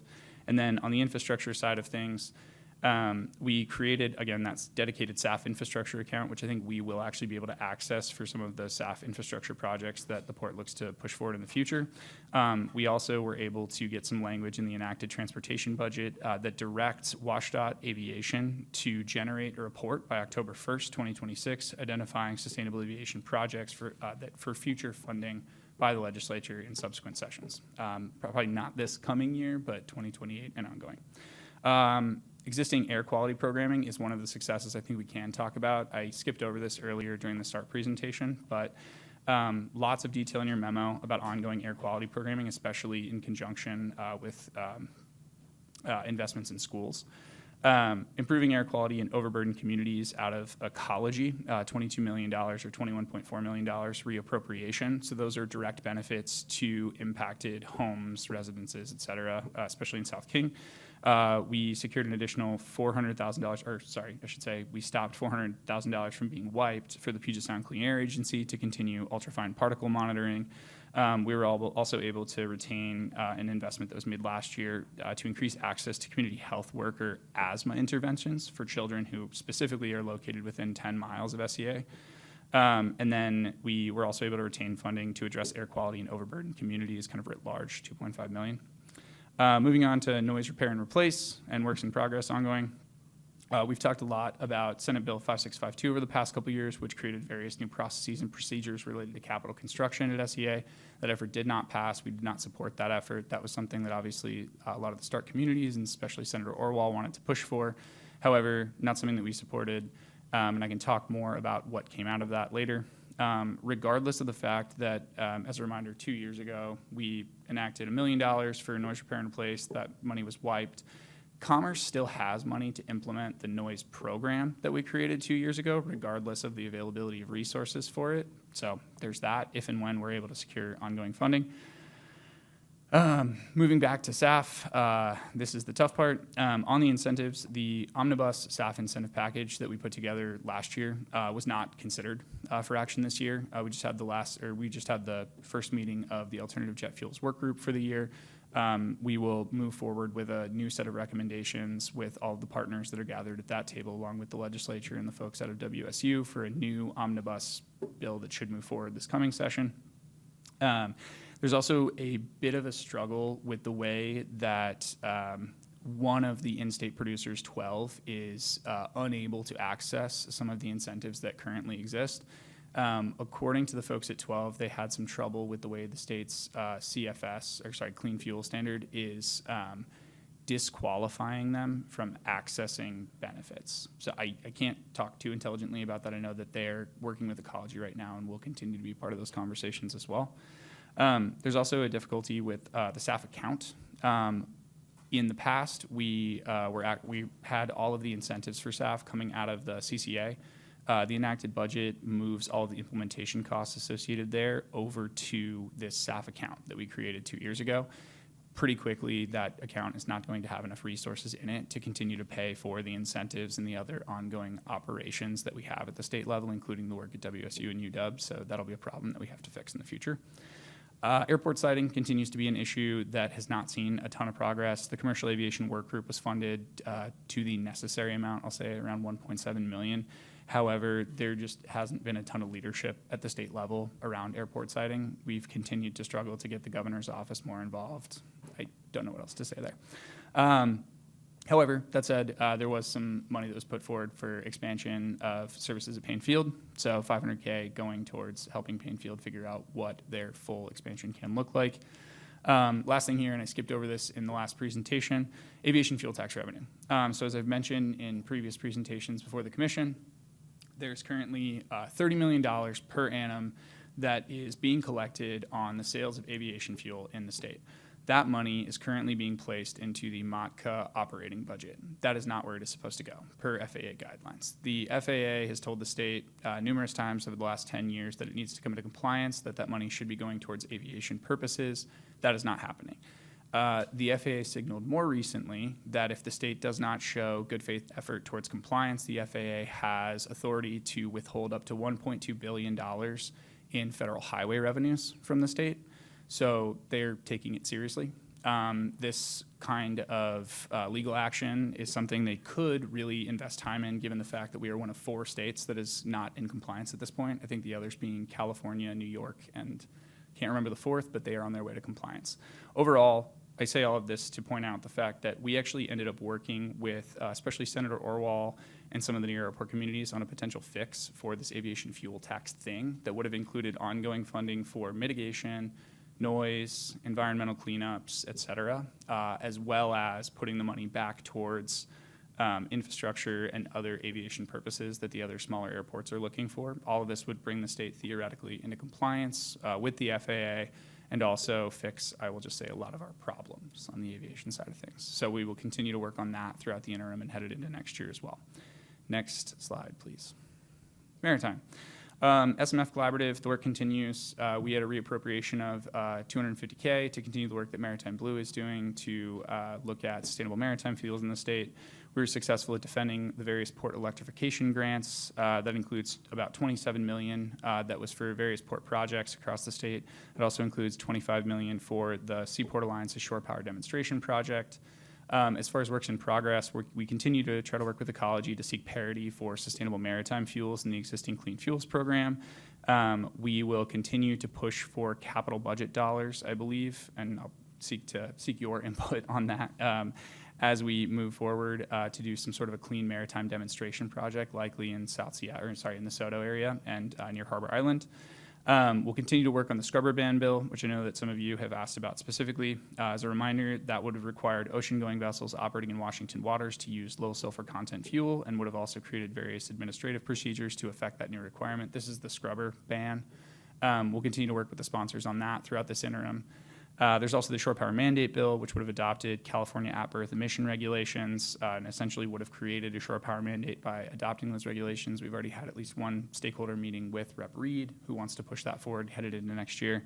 We continue to work on the state's vessel construction strategy. Recently, we are working with the governor's office to establish some of those maritime prosperity zones, or at least have an understanding of what the state's capacity is for maritime prosperity zones early, and to hope to work with federal partners to assess best possible locations and overall readiness. Last but not least, we've heard from industry that there's a need for an additional commercial service pump out in the central Puget Sound, so we're working to assess an overall potential ask for the capital budget. Next slide, please. Transportation, new revenue, again, so fun. We passed a large transportation revenue package last year. We came back and fixed it this year. I don't need to get into the details there, but I will just say the governor made due on a promise he made prior to session. $300 million invested in highway system preservation. Stated intent in the budget for another $500 million in 27-29, regardless of the budgetary issues that we're facing. He also set aside $40 million for essential maintenance activity. We have a huge backlog of preservation and maintenance on state highways.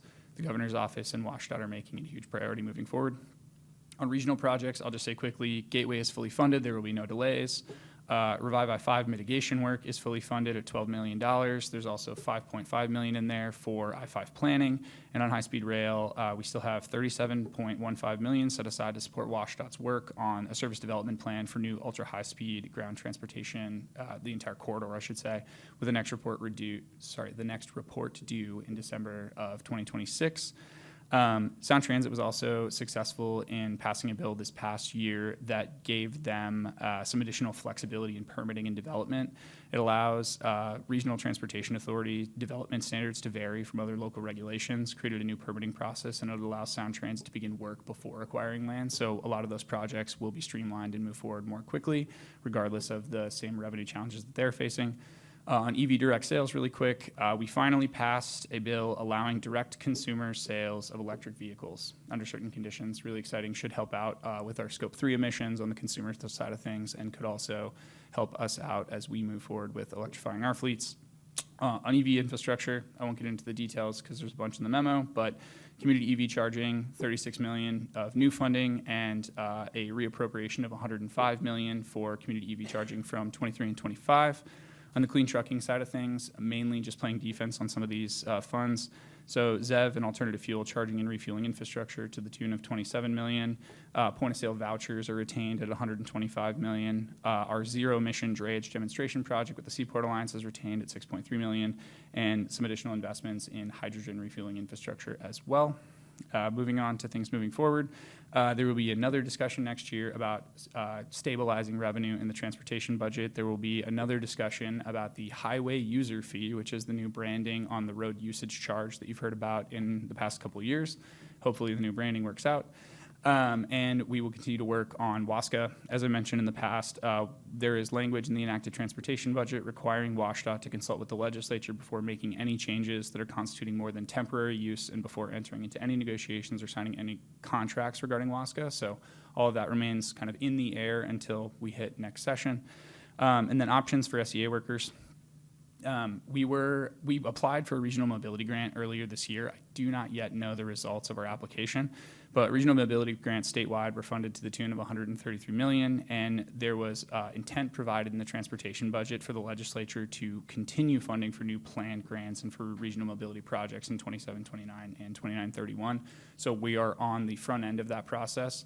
All of this to say, if we are successful in receiving those grant dollars, then it may solve a lot of our problems with implementing the order that this commission passed several years ago. Next slide, please. Energy. The headline here is passage of Senate Bill 6355, which creates a statewide transmission authority, sets duties of the authority, appoints a controlling board. Amongst other duties, the authority establishes and maintains high-priority transmission corridors, streamlines permitting, ensures adequate capacity throughout the state.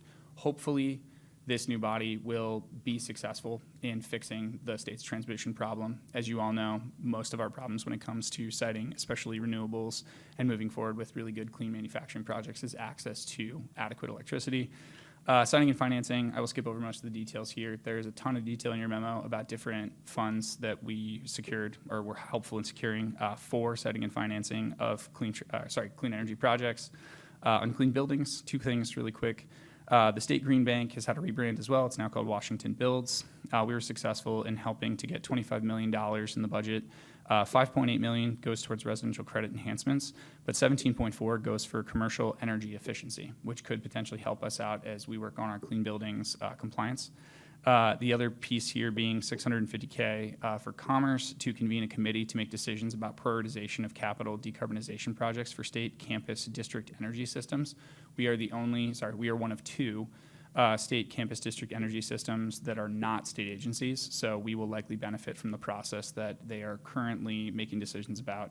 The list of priority projects will come forward for funding in 2028. Real quick, SEA, utility, and CETA.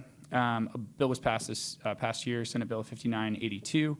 It expands the entities that are covered by CETA to include consumer-owned utilities controlled and operated by port districts. I'll give you one guess as to which port in the state has a COU. It's us. The utility at the airport will now be subject to CETA. From what I understand from our folks at the utility, we're not concerned about most of the decarbonization timelines. Actually, in fact, the timelines adopted by this commission are more aggressive than the state standards under almost every condition. It's really about the work that's happening right now, some of the rulemaking at Commerce to ensure that our reporting obligations don't match what other utilities do under CETA, just things that don't make sense, for example, like a low-income plan or a residential plan, things like that. Next slide, please. Environment, not a ton to report here that is not just numbers from your memo, essentially.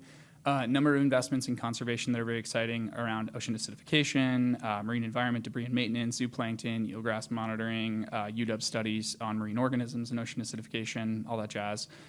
Quiet Sound program is refunded to the tune of $350K and headed into this coming year. The main thing here will be continuing to work on House Bill 1303, which creates new EGA requirements as part of the SEPA process. Rep. Mena is leading that bill. We continue to work with her on what that looks like. I already mentioned some of the difficulties with MOTCA, but I will say again here, there was $60 million in sweeps from the MOTCA capital account. There was $10 million in sweeps from the MOTCA operating account just in this budget to the tune of $120 million total across the biennium.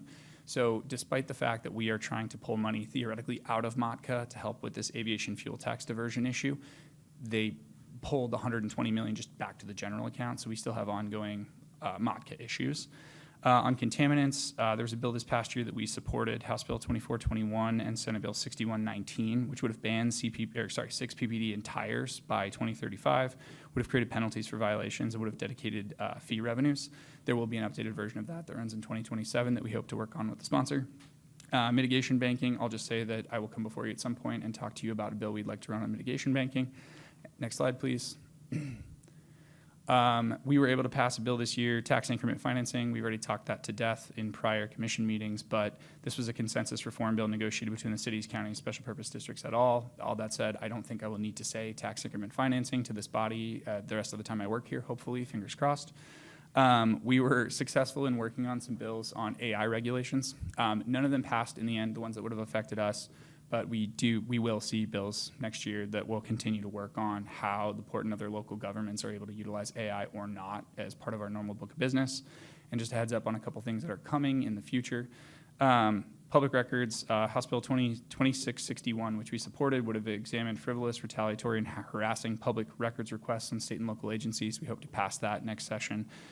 We will also have small fix that we'll propose on the stock property. There's a double taxation issue right now for some of the tenants there that are paying both LET and property tax. And last but not least, there was a bill passed this past year, automated license plate reader use, which restricts our ability to use the automated readers that we have in the parking structure at the airport. We already have the House sponsor of the companion bill that passed this past year ready to run a trailer bill. We just have to identify some of the issues that we are running into in implementation with him. Next slide, please. All right, lastly here, we will get a revenue forecast update in June. We'll get another one in August. You will have reports on what those things say. They will be carbon copies of what I've already said here, which is that state revenues are down, that we need to pass more revenue, and that we probably need to pass significant cuts in the coming budget as well. Throughout June and July, I will continue to seek feedback internally and from all of you, obviously, in what our 2027 agenda looks like. I will come back before you in sometime, probably October, November, for the first briefing, and then we'll move forward into 2027. Next slide, please. Questions? All right, commissioners. That was, I think the average word count per minute was the highest of any presentation today. I'm within time, which is the first time that's ever Excellent happened job. in the Excellent time that job. I've been here, so I'm pretty happy about it. Yeah. Any questions or comments? Commissioner Fellman. Well, to maintain that baud rate, I'll shoot you a couple of quick questions, and you'll give me some quick answers. You got it. Has the airport committee membership been completed? Airport committee, oh, the COG? No, Yeah. they have not filled all of the vacancies. I think there are still 4 or 5 vacancies. That is how deprioritized it has been, I would say. Uh-huh. So I'm just of the belief that there was a period of time when the port wouldn't even talk about another airport because we thought it was going to compete with SAMP. Do you mean a greenfield, or do you mean, yeah? We didn't want to have anything competing with our agenda. We are actually stripping that concern from the Century agenda. At least that's the proposal, so we can actually talk about another airport. At this point, we are saying, well, we'll serve as a expert advisor sort of thing. You know, I would like to have considered us writing a letter to the governor about the need to have an airport committee and to, you know, move forward on progress on that as a way, I think, to support SAMP. Because we know at the end of SAMP, we will be at capacity, and we don't have to serve on the committee.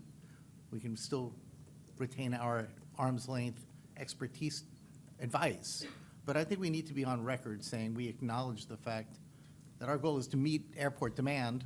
We're going to do our darndest, but we got to get busy. And we should say, and it's JBLM, but I'll spare them that. All right, so the next thing, is there any, so I'd like to have that as a point of conversation with the value of that. Has there been any concern about the potential conflict of the seeking SAF study or promotion between Maritime Blue and the Cascadia Collective? Is there not seen as some overlap with that? I guess I heard Funding two questions. There's no conflict there necessarily. For the most part, the Sustainable Maritime Fuels Work Group hopes to steal from the successes of Cascadia. And there is no overlap in terms of how both of those operations are currently happening, if that's But the they're question. both seeking state legislative funding. Not yet. The Cascadia, yes, obviously, is they're far, far further ahead as far as staff is concerned. Maritime Blue, we are currently in the process. We've had one meeting of the policy subcommittee there, and we are going to generate recommendations for the report that will be published, I believe, in either December or November of this year. That may end up having some recommendations for state funding to go into sustainable maritime fuels. Okay, I so kinda we're not assume there it yet. would, but All right. we're not quite there. Thank you. I would like to see if we could have some legal basis for this whole question about ports being able to require clean fuels of ships. I mean, the very foundational question about, you know, it's not whether we should do it, but is it even legally possible? People point to California. I believe California has an exception to the rule. They had a Clean Air Act before the feds did. I'd just like to be able to put that to bed, and if we can get a good legal opinion on that, would be very helpful. I also wanted to know whether the ecology grant program for pump outs still exists. And the port has the properties that potentially could be it. And so if we knew there were monies to do it, we should be actually looking for properties. This has been, we were going to use it on the apron at 69 right here years ago. I mean, we just need to be part of this solution, and I just want to know if there's funding to help it. There are two programs. There's the RCO program, which mainly serves sports, fishing, and other non-commercial uses. And then there's the ecology program that serves commercial uses. From the conversations that we've had internally, I wish that either Delmas or Stephanie were here to speak to it, but we identified pretty early on that due to the potential dual use of this future facility, we would probably want to seek local capital budget project funding instead. We could still look at accessing either of those programs as well, but I think that there are certain strings attached to end users for those two programs that we don't necessarily want to wade into. All right, so independent of that, it would just be good to see whether or not we have properties that can help solve that problem. Yep. Real quick, I just want to give you a heads up, the Puget Sound Research Institute just published a paper on what the tire industry is doing to find alternatives to 6 PPDE. And so as that conversation keeps on going, it looks like it's a long time before we're going to have that alternative. And finally, I'd like to definitely work with you on the language for the next WASCA legislation with Leas's last term in office. I think it's foundational that we seek a proper solution for our interest in that property. Thank you. Thank you. Any other questions? Commissioner Hasegawa. At the beginning of this presentation, you mentioned that the state government depleted its rainy day fund Correct. and maxed out its bonding capacity. I can't say confidently that we've maxed out our bonding capacity. We might still have bonding capacity left, but we're bonded out pretty far in most places. Okay, so we made it through this legislative session, but in the future, I know that they paired that with passing House Bill 2442, which would give local governments additional, more progressive funding, revenue options. Right. But the ports are exempt from that, correct? Because we are a special purpose government. I want to double check that to make sure that's true, but I think it that's my is. memory. And so what are the, they also passed the millionaire's tax, which is a form of an income tax. We have cap and invest. So what does this mean for next legislative session and the next biennium for us? The only things that we are hearing from both OFM and the governor's office right now are cuts. We haven't heard anything about additional revenue to backfill holes. We're talking about essential programs that the port relies on potentially being cut. Thank you. All right, thank you, John. My only contribution is to highlight again all the work that we're doing at the state and federal level to investigate opportunities for reinvigorating, expanding the maritime industrial base in Washington State, and we think that's an area where there is real potential for growth, and that will both leverage historical strengths and also draw in new partners, potential foreign direct investment, federal funds, and also just ultimately about creating good jobs for our region. So thanks for all the support you've given us at the state on that too. Thank you. Thank you. All right, commissioners, with that, our business meeting agenda for the day is concluded. Are there any closing comments at this time or motions relating to committee referrals from commissioners? All right, and I'm looking forward to seeing everybody. Oh, sorry, Commissioner Hammond. Just quickly, I wanted to say I'm happy to be back at the dais with you all. For those of you who don't know, I do have a 4-month-old baby at home and have gotten to spend real quality time with my little ones. But yeah, really happy to be back in person and engaging with you all, and looking forward to more in-person meetings and being here. Thank you. An indispensable voice, and we missed having you in person. It's really lovely to have you back at the dais. Commissioner Hasegawa. Nope. All right. With that. Oh, yes. Yes, please.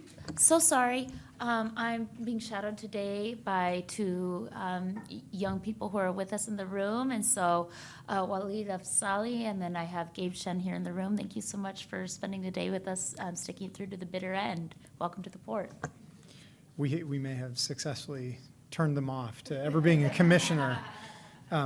Deputy Executive Director Goon, any closing comments? No, thank you. Thank you for your time and attention today.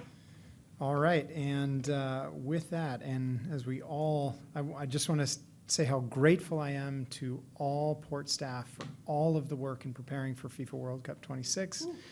We're about to launch that this week, and we are going to make absolutely sure that everybody who arrives has an incredible first impression at SEA and has a sense of just welcoming embrace from our region as we go. So thank you to everyone. Look for Hearing no Commissioner further- Calkins raising the flag on top of the Space Thursday, Needle indeed, soon. yep.